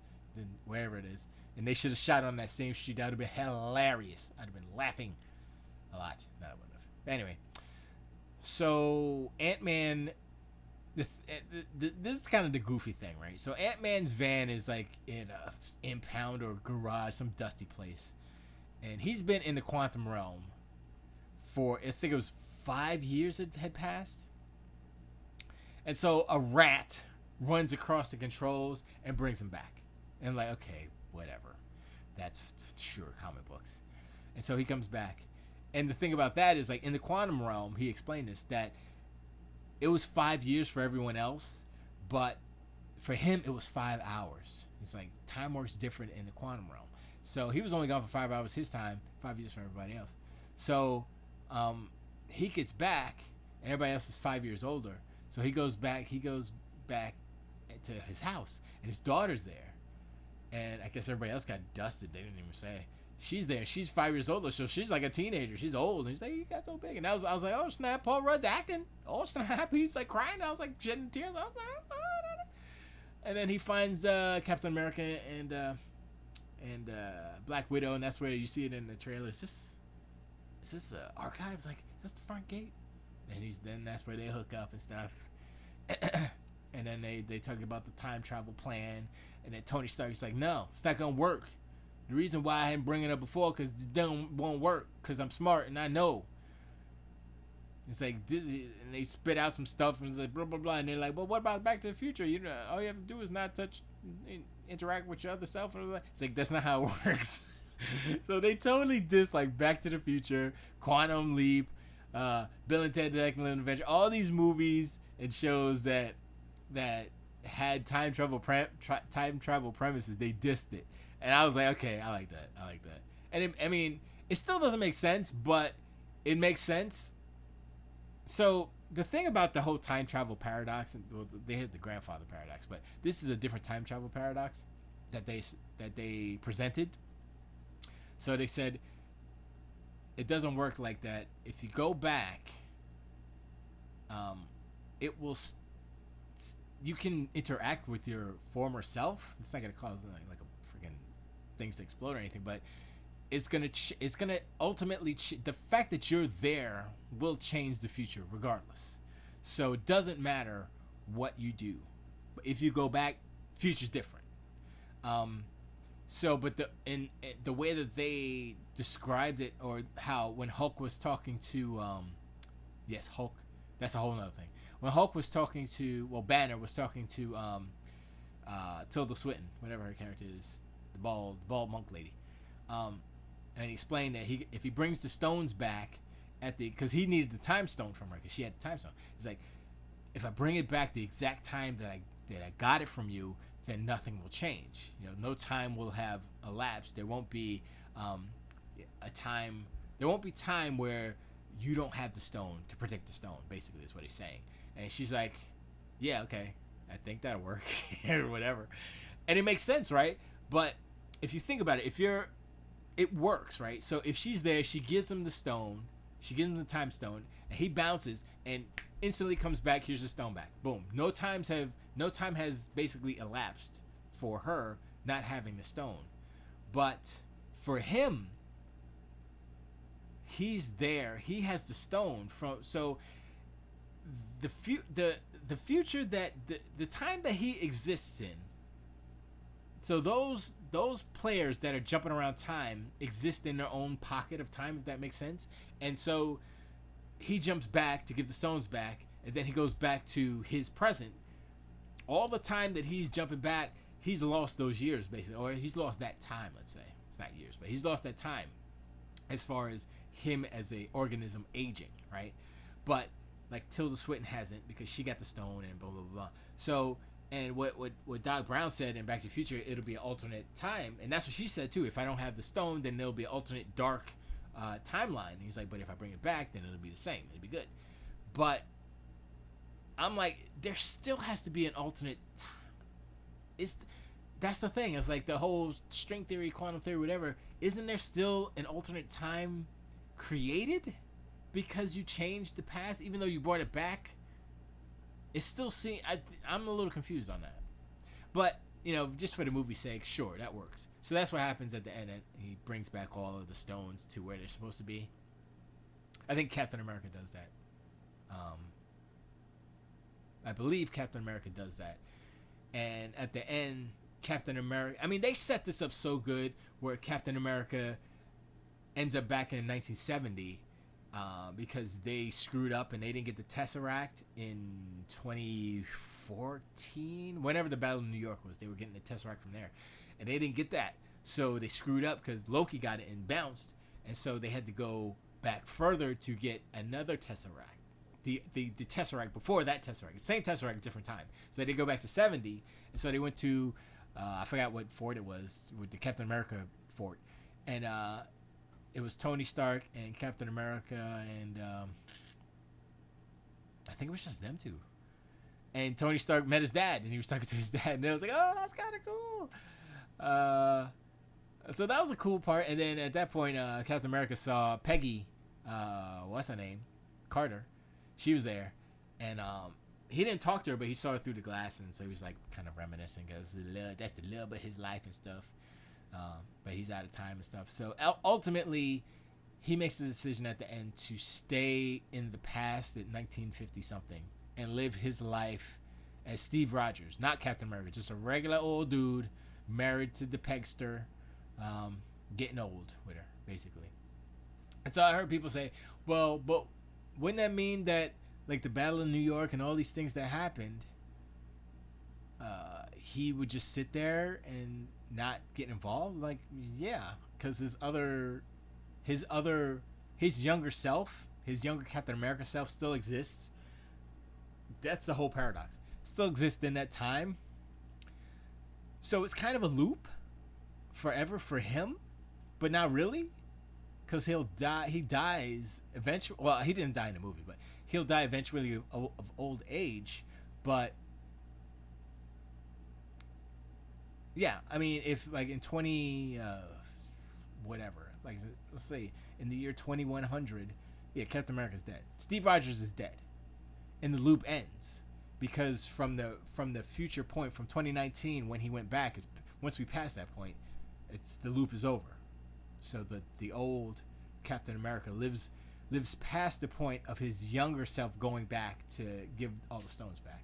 So it does fix itself. The time paradox, that paradox, that loop fixes itself. So that was cool. Tony Stark, Iron Man, dies at the end. Let's be real. He dies at the end, and yeah, it was good. I was like, okay, that makes sense. He has a daughter. I forgot her name. I think that's actually his real daughter in real life, but I'm not sure. And Black Widow dies. She sacrifices herself on whatever the planet where Thanos threw off Gamora. That's what they were like. It was Hawkeye and Black Widow, and they were fighting to see who would kill themselves to jump off the thing to get the freaking Soul Stone. And I was like, ah. And I was like, yeah, Hawkeye should die because he's a murderer and he was killing people. But I was like, that's not. Yeah, she's gonna have to die. She's gonna die. be more of a. And he has a family and blah, blah, blah, blah. So it's like it makes more sense for her to die because she didn't have any. The only family was the Avengers, basically. That's the only family she had, which is kind of sad. I mean, it's not sad that that's the only family, but it's sad that she died and that she really didn't have any other family. So it makes more sense for her to go, to sacrifice herself, in that respect. Even though I think she was a more likable character than Hawkeye, ultimately, but that's fine. Captain Marvel was in it for like 2 seconds, and I was like, yeah, okay, whatever. I didn't. It was cool when she came in. She blew up Thanos' ship. I was like, all right, that's cool. Yeah, all right, you're done. That's it. Okay, the best part. The best part in this movie is a Captain America moment. Would you think that? Would you think that the best part in Avengers Endgame would be a Captain America moment? I didn't think so. I was like, nah, probably not. Captain America is kind of regular. You know, he's regular and stuff. But it was, and I was like, oh snap. I was like, oh snap.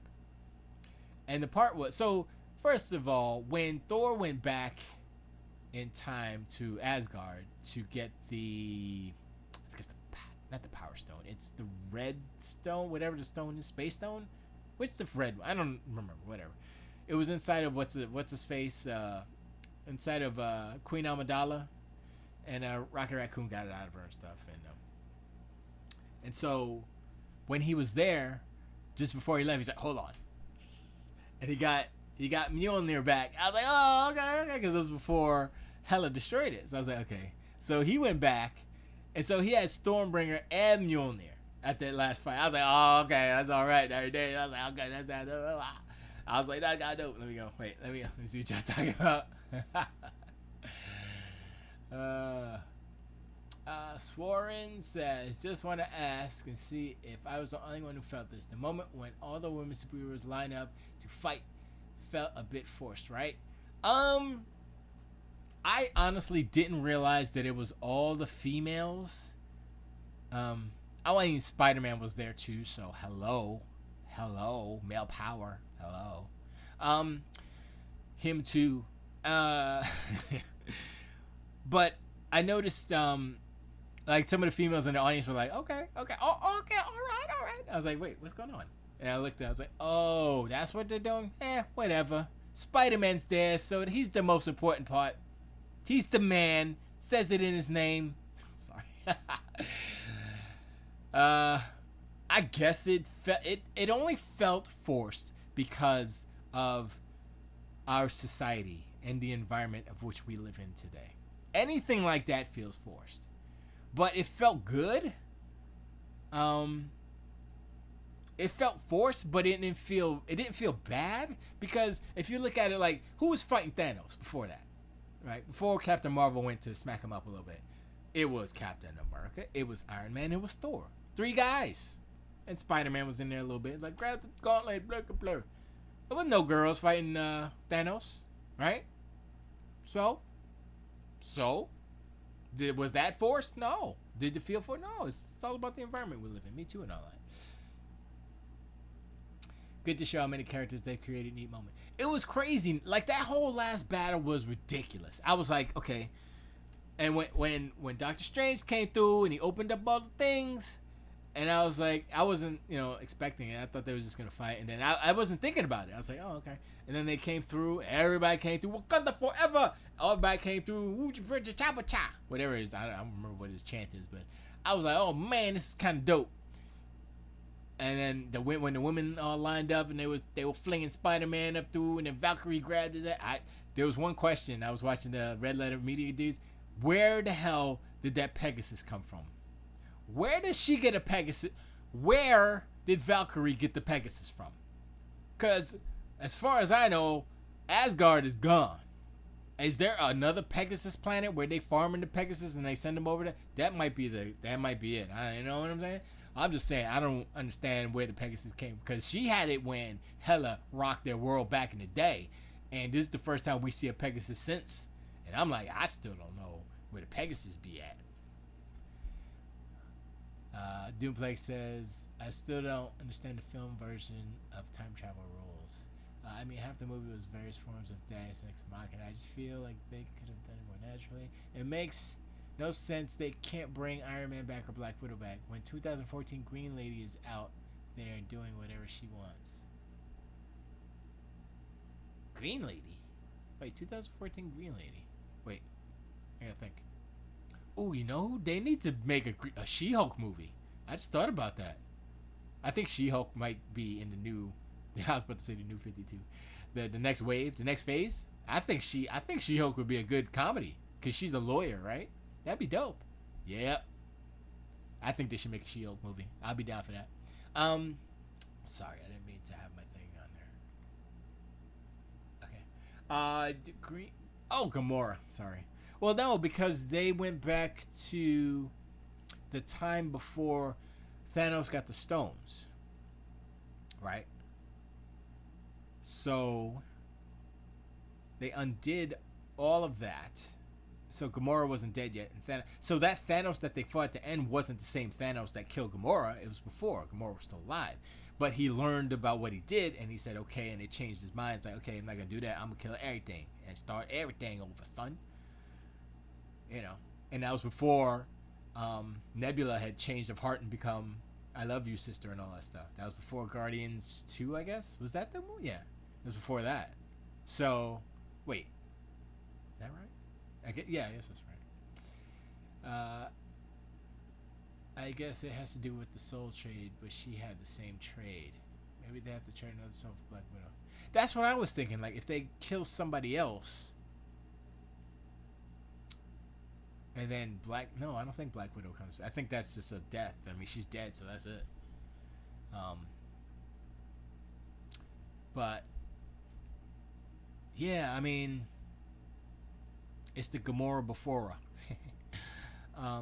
So in order for them to bring Black Widow back, they would have to either kidnap her from the past, which would create an alternate timeline where there is no Black Widow, or they would have to undo getting the Soul Stone, in which they wouldn't accomplish the snap and bring everybody back. You know what I mean? So that's the thing. They can't do it because it's at that point where they do the where they get the stones. If they do anything to alter the fact that they got the stones, everything else is undone. Them defeating Thanos, them bringing back everybody, undoing the snap and all that stuff. Yeah, they can't. Unless they find another way to get the stone. Unless they go back and stop Hawkeye and Black Widow and kill somebody else and get the stone before they get there. And it's like, the stone's gone, sorry. And then like, oh well, so it's possible, but they still have to kill somebody.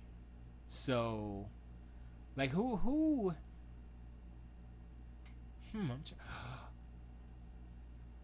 what if, wait a second, I had an idea. What if Deadpool, hear me out now.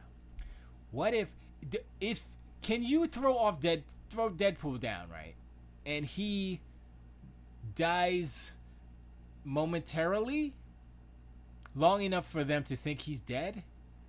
Or do they have to actually grab his soul? And then, because I think in Deadpool 2, didn't he die a couple times, but then he went back? Or he was in a state that he was kind of almost dead, but she was like, nah, you gotta go back, son. And he grew back, whatever. Iron Man, they could still. Also, why did the dwarf need the power of the star to create a gauntlet, but Iron Man just needed 12 hours and a 3D printer? How would they resurrect Iron Man? And what happened when Loki ran off with the Tesseract twins? Yeah, that's the Disney Plus show, I would imagine. So I don't know how good that. I saw the Mandalorian teaser thing that somebody filmed, and I was like, "Yo, the Mandalorian looks freaking okay." Disney Plus signed up. Sorry. So, but yeah. So that's they did certain things in this movie in Endgame that it was setting up stuff, but they didn't set up like, oh, it's a cliffhanger, we gotta see what happens. No, they set up. Falcon as next Captain America. They set up what else did they set up? They set up the Loki show. The Loki show. That's what they should call it, the Loki show. Like then it's like a variety show with a bunch of Asgardian acts. They set up the next Iron Man, presumably, if they're gonna go with Riri or they're gonna go with his daughter. Like, Gwyneth Paltrow is kind of like Iron Woman, basically, because she was there. That was another cool part. I never talked about my cool part with Captain America, but another cool part was when Gwyneth Paltrow, I don't know what her character is called in the Iron Man suit, but she was Pepper Potts, Pepper Man, Pepper Iron Woman, and Iron Man was back to back fighting, and she like, and they went and she had the chicken. I was like, ooh, that was good right there. That felt so juicy, yum yums. And my favorite part was when Captain America got it was like the Star Wars part where Rey got the lightsaber instead of Kylo Ren. It was Captain America got Mjolnir. I was like, oh snap! And he went to lick it, blah on Thanos. I was like, oh, that was nice. That's what, like, okay, you know what? Captain America's over. That's it. He just did. He got to the top of the. He's got to the top. There's nowhere else but to go down after this. He whooped. He didn't beat him, but he did. Yeah, Iron Man eventually beat Thanos, but Captain America did his thug thizzle, and then Thor was like, "I knew it." And we haven't even talked about Fat Thor, but we can talk about time travel is a golden gun. Hold on, I'm sorry, I'm a little lagging on the dagging. All right, find out this about us. I don't know. Time travel is a golden gun. Still a fun movie though. Captain Marvel seems overpowered though. None of this would have ever been necessary. She could manage her calendar. That's kind of true, but I don't know. Thanos kind of smacked her down. He put the Power Stone in his fist and he said, "Blip." He hit him with his left hand too. I don't know if he's left-handed or right-handed, but he said, "Boosh," and she was like, "Ugh, ouch." So, yeah, if they had her from the start, they probably wouldn't have. Yeah, that's true. That's true. Furry dropped the ball there. Fury. Sorry, can't read. Why did Thanos kick all their asses without stones, but when he had 5 of them, they also beat him till Peter punched him? I guess because they had an ambush ready? That was another argument I heard online today. The thing is that for the first fight on Io, that's whatever, Saturn's moon, whatever. He wasn't ready. He didn't know he was walking into an ambush. He didn't have a weapon with him. In this fight, he knew. He was like, yeah, these motherfuckers gonna come for me. I'm gonna have my armor, my weapon, and my army. So he was ready. Mentally, he was ready. And he was so ready, he was like, I'm wiping out everybody. So in the second fight, he was just like, I don't care. He was on I don't care Thanos mode. So he was like, I'm killing everything. Everybody's dying. Like before, he was like good guy Thanos, where he was like, you know what? It's impartial. Snap. It's not in my control. It's just half the people random. You know, he's trying to be a good guy, fair and honest, if you will. But the second time, he was like, nope, everybody dying. I don't care. So he had that extra rage in there. So that's why. I felt it's just plot convenient, and I shouldn't actually care. Yeah, I think it was both. But I just kind of tried to justify it, which kind of could make a little bit of sense. Like if you go into something with the mindset, different mindset, then you'd act different. You might be a little stronger, maybe. Then again, he did beat Hulk without most of the stones in the last. He whooped Hulk at Hulk's like most powerful. It's arguable, but I think Hulk is more powerful as, you know, before Hulk, not when Banner merged with Hulk. And that's a whole another thing I enjoyed. The smart Hulk. Oh, I loved it. That was great. I thought, you know what I thought? When Hulk did the gauntlet, I thought that he would turn gray then. Yeah, I know he got like the baby arm and stuff, but I thought that he would actually turn like gray from like that whole. That would have been kind of cool too, but it didn't. Hulk is impotent, though he's a good time, fun guy. He's impotent and impotent.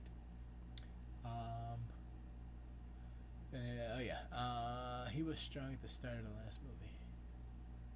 He was strong at the start of the last movie. Who's strong? The Hulk or Thanos? Hard to tell when you say he, and we got so many he's. But yeah, this is definitely a 4K Blu-ray. Get it for the collection. I got Infinity War. I got, dude, every movie that the Russo brothers make that are like action, I'm buying, because their stunt choreography is, well, whoever does the stunt choreography for these guys is bananas. And I'm like, yo, And even if it's CG, like the whole Captain America Thanos fight, it's still kind of like, oh, that's kind of good, man. It's kind of dope. And it's like there's like feel good moments, like when Cap gets Mjolnir, and well, when Thor first got it back, I was like, oh, and then he had both. I was like, oh, and then Cap got it. I was like, oh.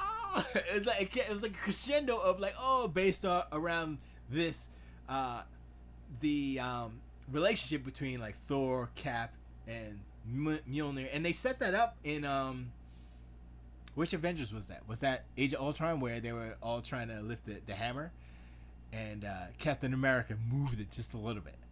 Just a little bit, he moved it. And Thor was like, what the hell is that? You know what I mean? I'll wait for the 8K Blu-ray. Yeah, you gonna play it on your PS5? Good luck, because there won't be an 8K Blu-ray on the PS5, just letting you know. It's funny. Sony's putting out a $70,000...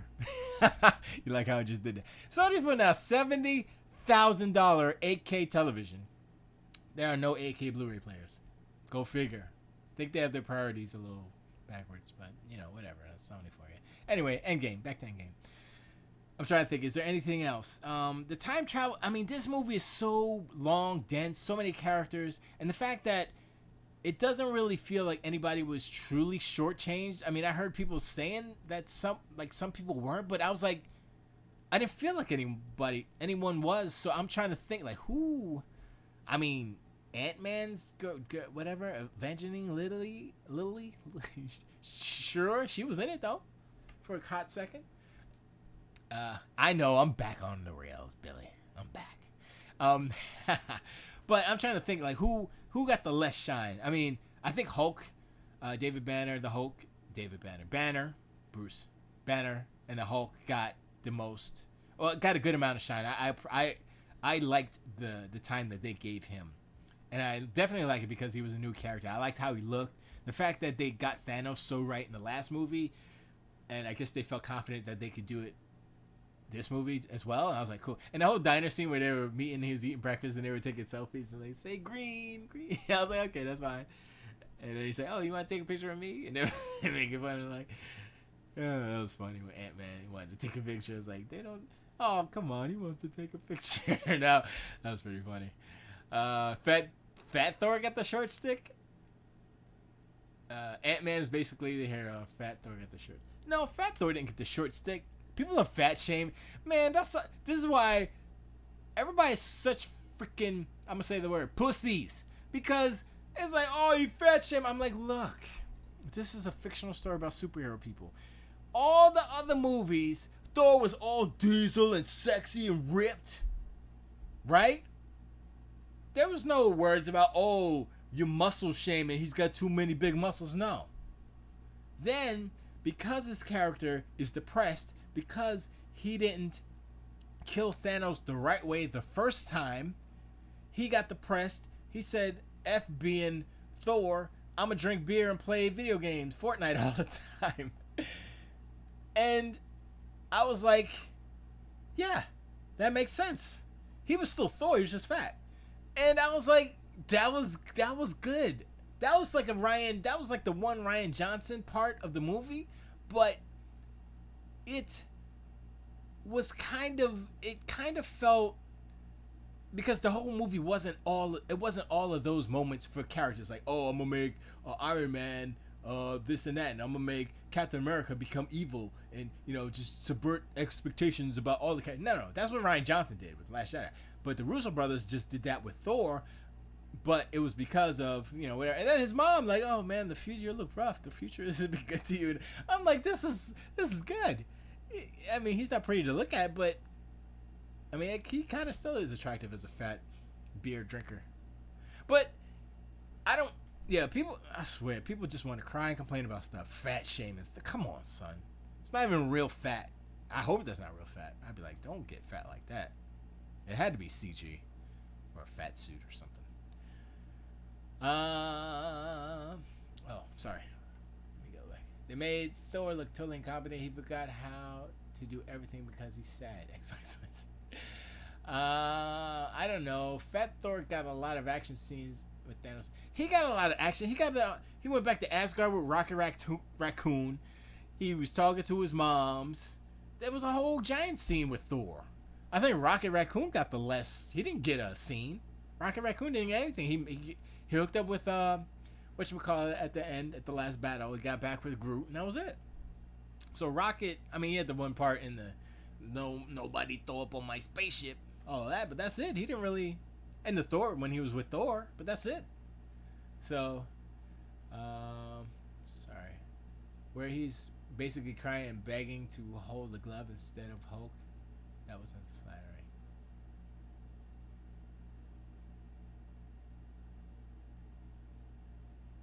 Yeah, but that was part, that's part of his journey as a character. When Captain America got the hammer, I was thinking he's gone full Palladian. Palladian. That was CG fat. Where's CG in the movie? No, it wasn't. That was pretty. It looked weird because you don't see Chris Hemsworth as fat, and I don't think they put enough fat on his neck. I think that was the problem. It was really just all gut fat, which makes sense though. Some people do get that. Yeah, it looked odd, which is weird since everything else looked good.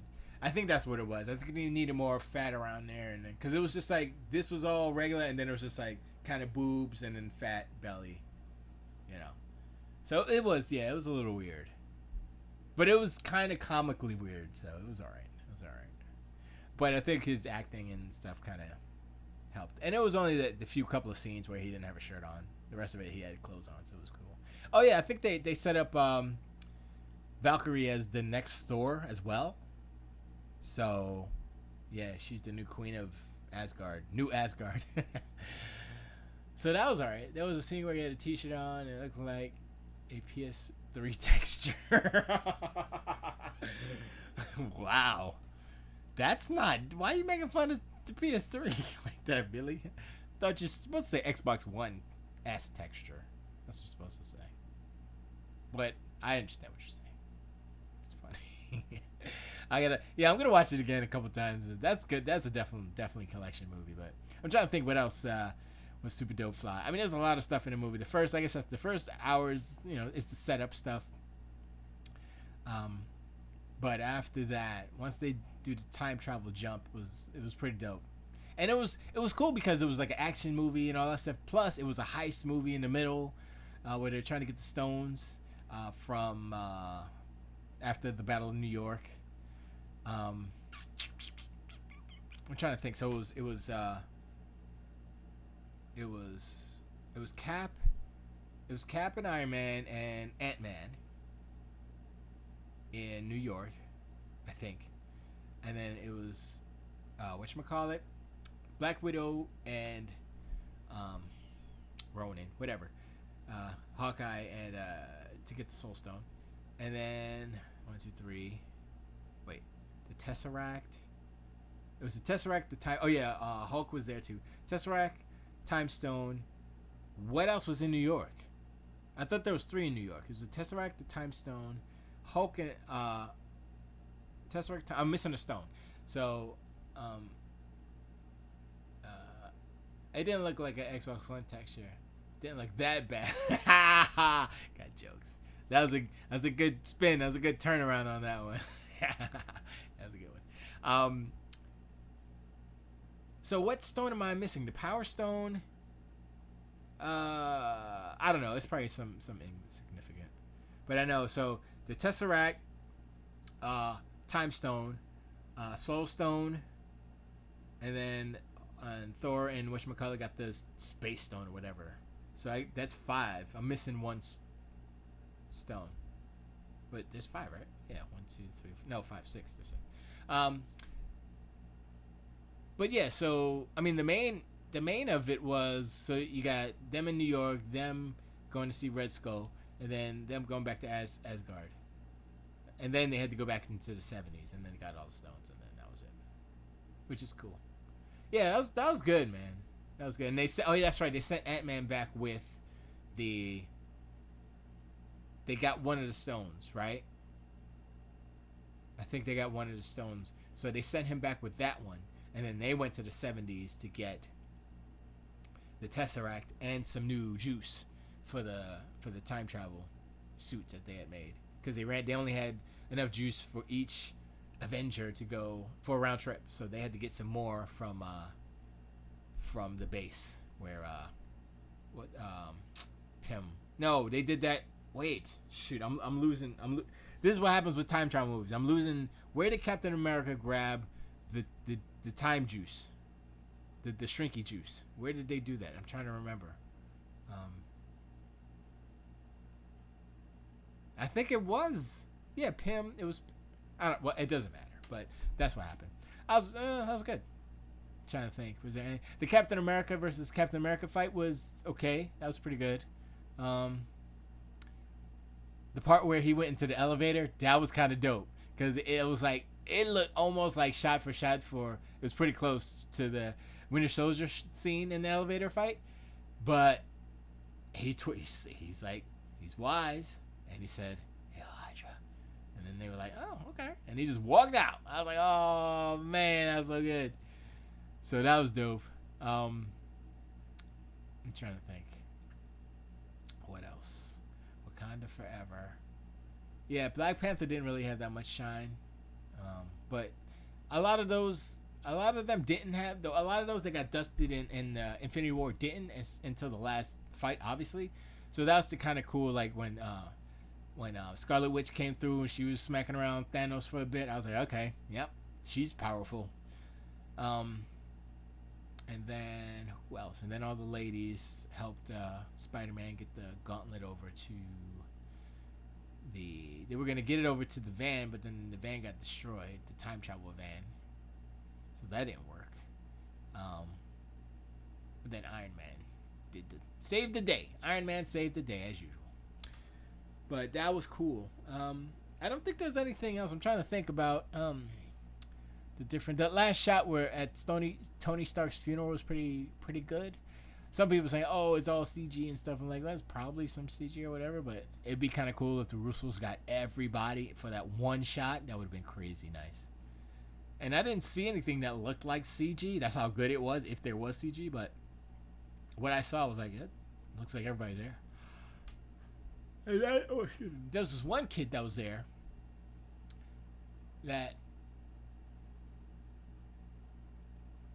There was one kid that was there. I was like, who the hell is that? I had no idea who it was. And apparently it was the little kid that was in Iron Man 3, I think? Where it was Christmas time and Tony Stark got stuck in that, whatever, small town or whatever, and he was talking to that kid and stuff.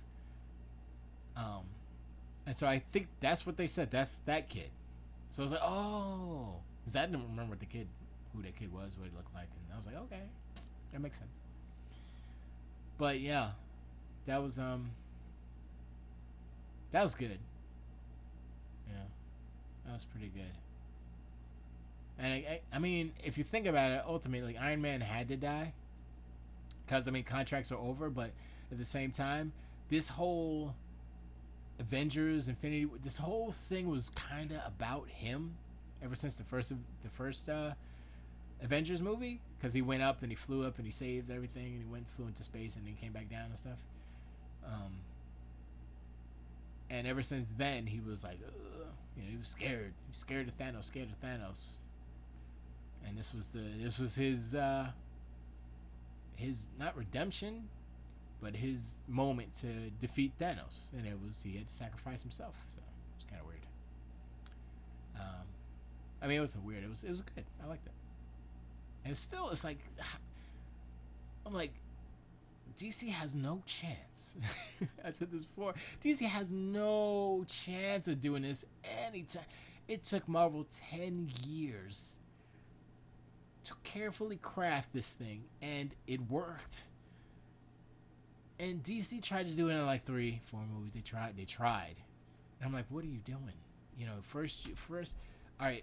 Batman is established. You could have taken the Christopher Nolan Batman universe and say, okay, that's the canon that starts it off. And you could be like, well, not really, because Joker's dead and all the good villains are dead, so that's kind of a problem. They'd have to reboot. I think that's what they're doing, they're rebooting Batman. I think they're doing Batman Day 1 or something. So it'd be, I guess, I don't know if it'll be Joker, but But how would they do that? They would have to just break it all down, start all over again, and be like, okay, boom. And I heard rumor like Army Hammer is Batman. I was like, okay, I'm down. Let's go. But I didn't see Aquaman, so I mean maybe that could be the start. But I think what's happening with DC movies is that they're going too big too fast. You know, the Avengers was the big battle, right? But if you look back, like Iron Man, right? Iron Man was Iron Man, and was it not Warmonger? Was it Warmonger? Whatever Jeff Bridges' thing was. It was 1v1. It wasn't like a giant, oh man, super billion people fighting each other. No, 1v1. The Hulk, 1v1. Him versus Abomination, I think it was. And then after that, was it Captain America, the first Avenger was after that, I think? And it was him versus the Red Skull, 1v1. You know, you got to establish these characters first. You don't go into a big, giant, epic battle, because then what do you do next time? It has to be bigger and badder. That's what they did for Endgame. The end battle was the biggest Marvel Cinematic Universe battle ever, because everybody was there. Everybody was there. And they built it up over 10 years, which is ridiculous. So I'm like, how is DC going to do this? How are they going to do this? You do a Flash movie. Are they still doing a Flash movie? I hope so. You know, you do Flash. Another Wonder Woman's coming. They should redo Justice League. They should do a real Justice League, like a Justice League that's versus the Legion of Doom, for real, for real. That would be alright if they get the right people, you know? But I have very little interest in a DC ensemble movie, because they've failed at it 3 times. Well, I guess I'll put Man of Steel in there as well, because it failed at the end. I liked it all the way up to that last battle. Even though they like pretty much smashed Superman 1 and 2 into one movie, I wasn't mad at that. But that last battle took it over. It was too much. I was like, no, that's not. It should have been like a more thoughtful battle. You know, it's like when they set up Thanos, right? Thanos was like, okay, this is why I'm doing it, doing, right? And then he finds out, oh, he fails. So he's like, okay, I tried to give you guys mercy or whatever he said, but now I realize what I must do. I have to wipe everything out and start over with people who don't think this way or whatever, with brand new peoples and stuff. I was like, oh boy, wow, that's crazy. You know, his character evolved based off of what he said, and that was the kind of cool thing about that too, is that it was like he was finding out all this stuff because the nebulas were linked. I was like, that's kind of cool. That kind of time travel thing works because there's 2 nebulas in the same time, and if they're linked, you know, network wise, I'm like, oh yeah, that makes sense. Yeah, it makes sense. So I was like, oh, and then I was like, wait, he's finding out all the plans, but it's not like he would like figure out a way to win. He changed his whole kind of ideology as far as cleansing planets. He said, I'm gonna cleanse the universe now because y'all don't get it. Y'all weren't happy with the balance that I provided, so I have to kill all of y'all now and make new people, make new beings. And I was like, all right, he just stepped up his game kind of in a crazy way. And so that kind of, I was like, okay, that was kind of good. Even though I still like the first Thanos from Infinity War, because, you know, it was like, it made more sense. It was less of a villain. He was still a villain, but there was a logic to his villainy, and it wasn't just downright evil, like I'm gonna kill everybody in spite or anything. This one was like, I hate you all, I'm killing y'all, you know. And it was because he was pushed to a point where it just needed, you know, he changed. And the same thing happened to Thor. When Doctor Strange put up the number 1, like the Iron Man said, "Ning," and Iron Man was like, oh, I got to go.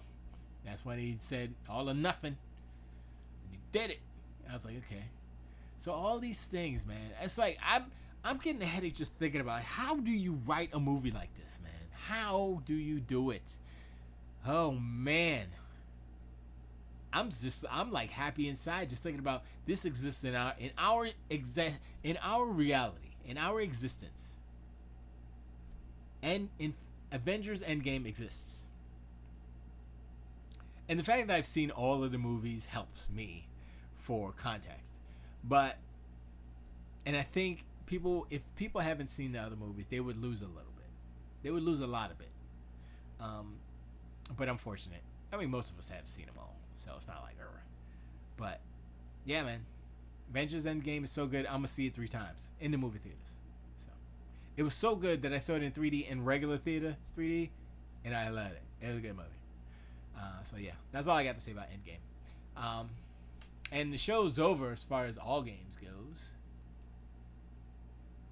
Oh no, not Poppy. Stop it, Hex. Stop it. So yeah, no more Endgame spoilers. Spoiler session is over. What was that, like a half an hour of spoilers? An hour of spoilers? I don't remember. But yeah, that was good. That was good work there, guys. Appreciate. And I'm gonna shut off the all games because you guys don't want to hear me build. Well, I'm just gonna go through my Blender stuff. But appreciate you hanging out. There's other shows in all games. Knuckleballer Radio, the 42 Level 1, B Team, Dead Pixel Live, Pop Belly Gamer, R9cast. That's us. That's me. And all kind of other stuff. So yeah, do the thing where you come back every day.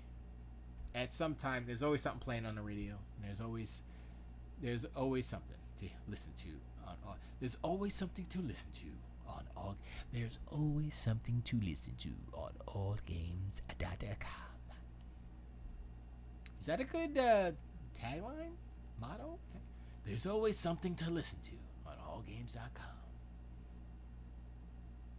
Ear pleasure at allgames.com. That doesn't sound right. That's too dirty. There's always something to. I guess that's more corporate. There's always something to listen to at allgames.com. It's not just about talk about games is what players are talking. It's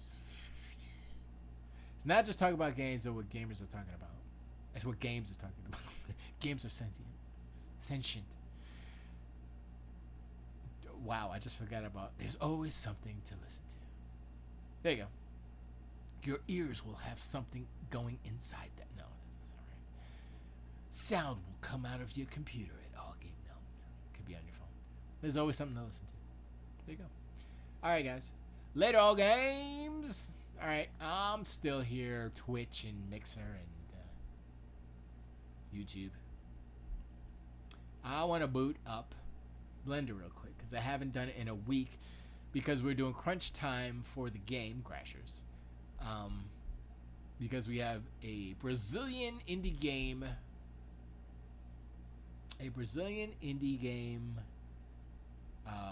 show to get ready for, and we forgot to update our video because they require a video for the judges, and we just totally forgot, and so we did it in like 3 days. We busted it out, son. It was so good. It was like bang bang bang. I was like, yo, you record the clips, I'll slap it in there and do whatever we need to do and bling bling. It took me I did it in one night. I think it took me 3.5, 4 hours, like that, something like that. And it wasn't that involved, but because I had done some of the work before, so I just had to replace some clips and adjust some stuff. But it's pretty dope. I like it better now. I like our new trailer better. Mainly because the gameplay is so much improved than the old stuff from last year that it's kind of funny. You look at the old trailer like, oh yeah, that's cool, and then you look at the new one, it's like, whoa, that's way better. Animation's kind of better. Well, some of the animations are better. The mobs are better. The graphics aren't better. Graphics are. I think there's like more effects or something. It's something. It's weird. The camera, we got better camera stuff going. It's a lot of cool stuff. I was like, okay. I gotta get back into doing more music, but in due time.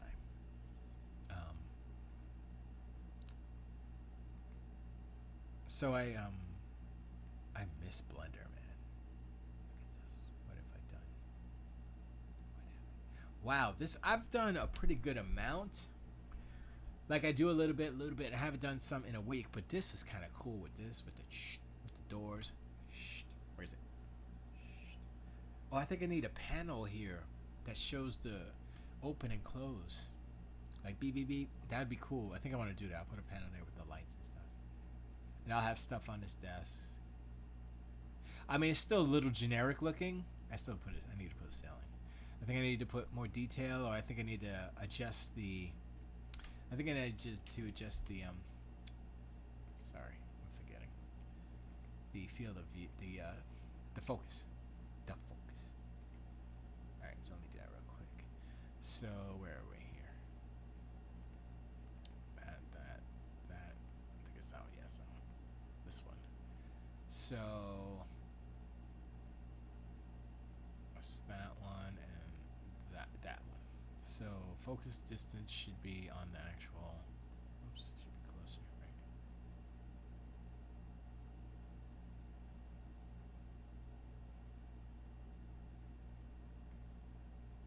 This is hard.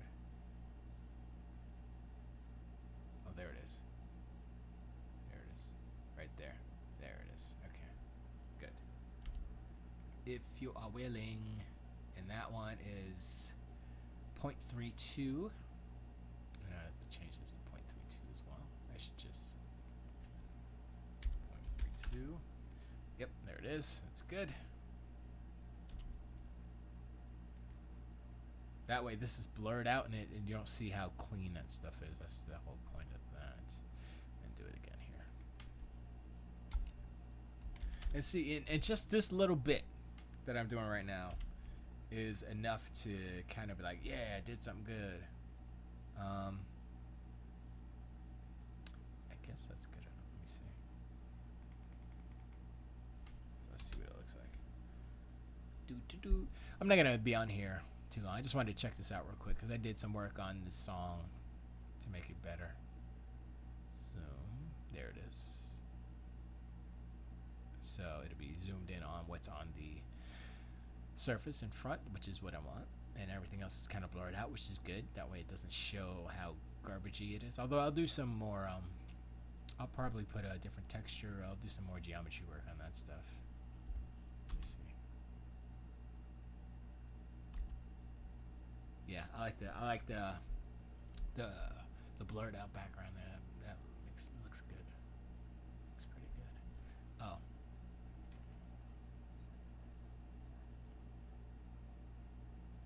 Actually, I don't need that on. That's the old version. I don't like it. I don't like it. I don't like it. I don't like it. I don't like it. I don't like it. I don't like it. I don't like it. I don't like it. I think somebody joined in the Mixer while I was talking about the Avengers spoilers, and for some reason Mixer didn't update the title. So I updated the title in Restream, but it didn't update on the other one. Let me go back to the beginning. Let's check it out.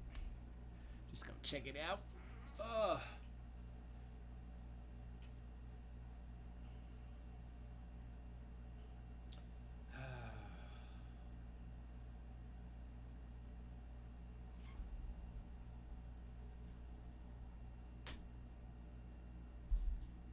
If you are still gonna draw that. If you are willing. I don't like that part. I'm gonna have to change that lighting here.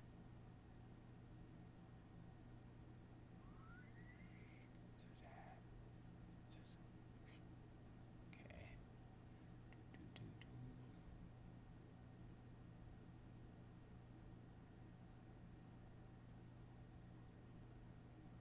I like that. How it's dark. That's very nice. Very nice. I didn't notice that before. Why did my voice crack? I don't know. Okay, that's okay. That's pretty good. That camera move is a little weird. I think it goes too much to the left. Boom. Okay. Zoom, zoom, zoom. I I did a lot. And now that I'm looking at it, I'm like, yeah, I did a lot to make it better. I mean, it's not all the way there, but oh yeah, this is where it gets garbage. So this hallway all the way up to the shuttle bay, I need to redo that. And then yeah, so it's just sections that are kind of in between. That's cool. Very cool indeed. You hear that? ASMR, baby. ASMR. I'm glad I figured out that nebula stuff, so now I could do like cloud scenes. I like to. I had an idea for a video where it was underwater cloud and then space with nebula. So theoretically, I can do that video now, but I need to work on my humanoid or human rigging, character design, modeling, and rigging. So that's a whole nother thing. This ship doesn't look that bad now that I'm looking at it with weak fresh eyes.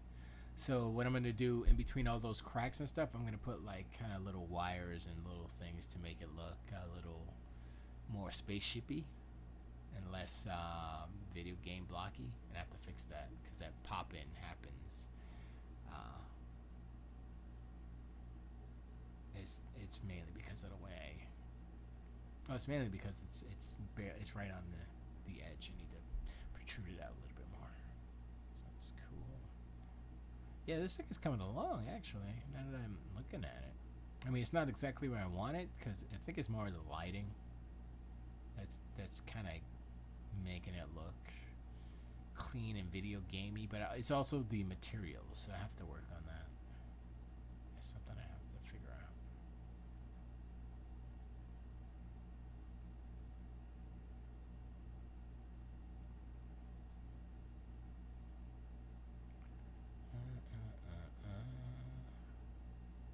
Yeah, I think I'm gonna go inside and play some video games. I want to do that tonight. And tomorrow I'll come and work during the day on this stuff. Whether it's the music, I might work on the music some more to get that pretty much all the way done. I still have to write a half of a third verse. I think I wrote it already. It might be on my phone. I write stuff at work too, so. 70 millimeter. What the hell? Wait, hold up. How did this change?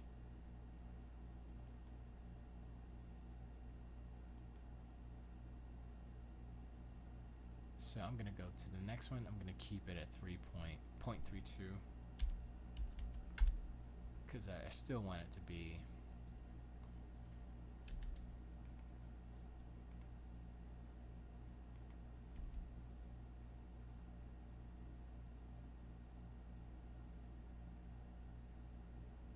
No. Stop. So it needs to go back here. It needs to focus on the door. So it needs to focus past the arm.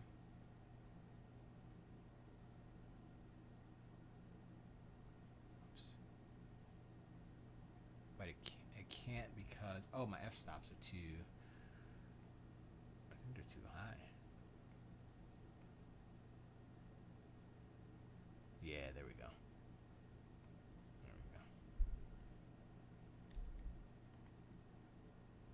Okay, I think that did it.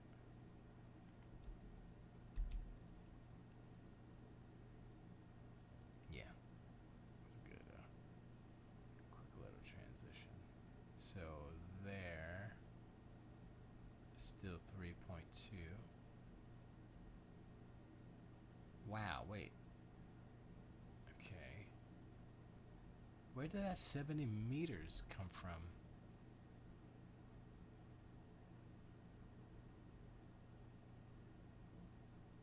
Did that? Hold up. I'm confused.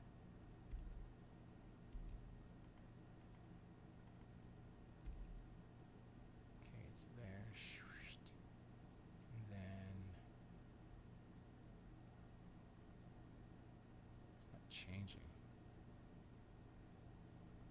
Why isn't it changing?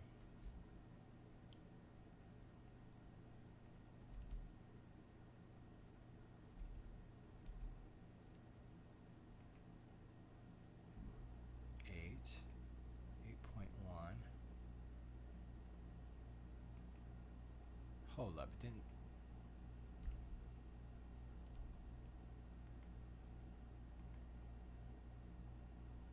Seven. Okay, 8.1.7,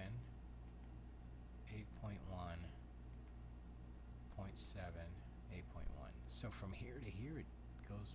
Oh yeah, it does. There it is. I see it. Okay. Oh, it just doesn't do it.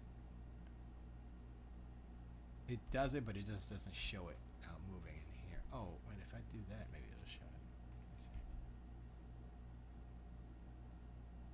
Wait. Oh, there we go.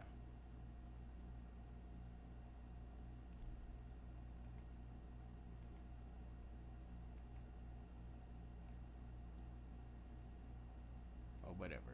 It's moving, so it's good. All right, cool.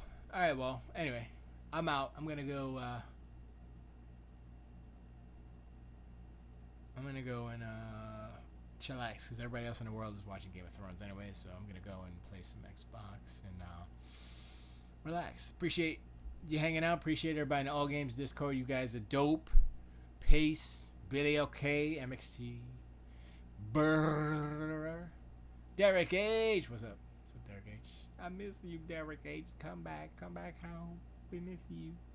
Binary 667, binary. And binary. Jordan Powers, Illusion Hill, Next Sonic.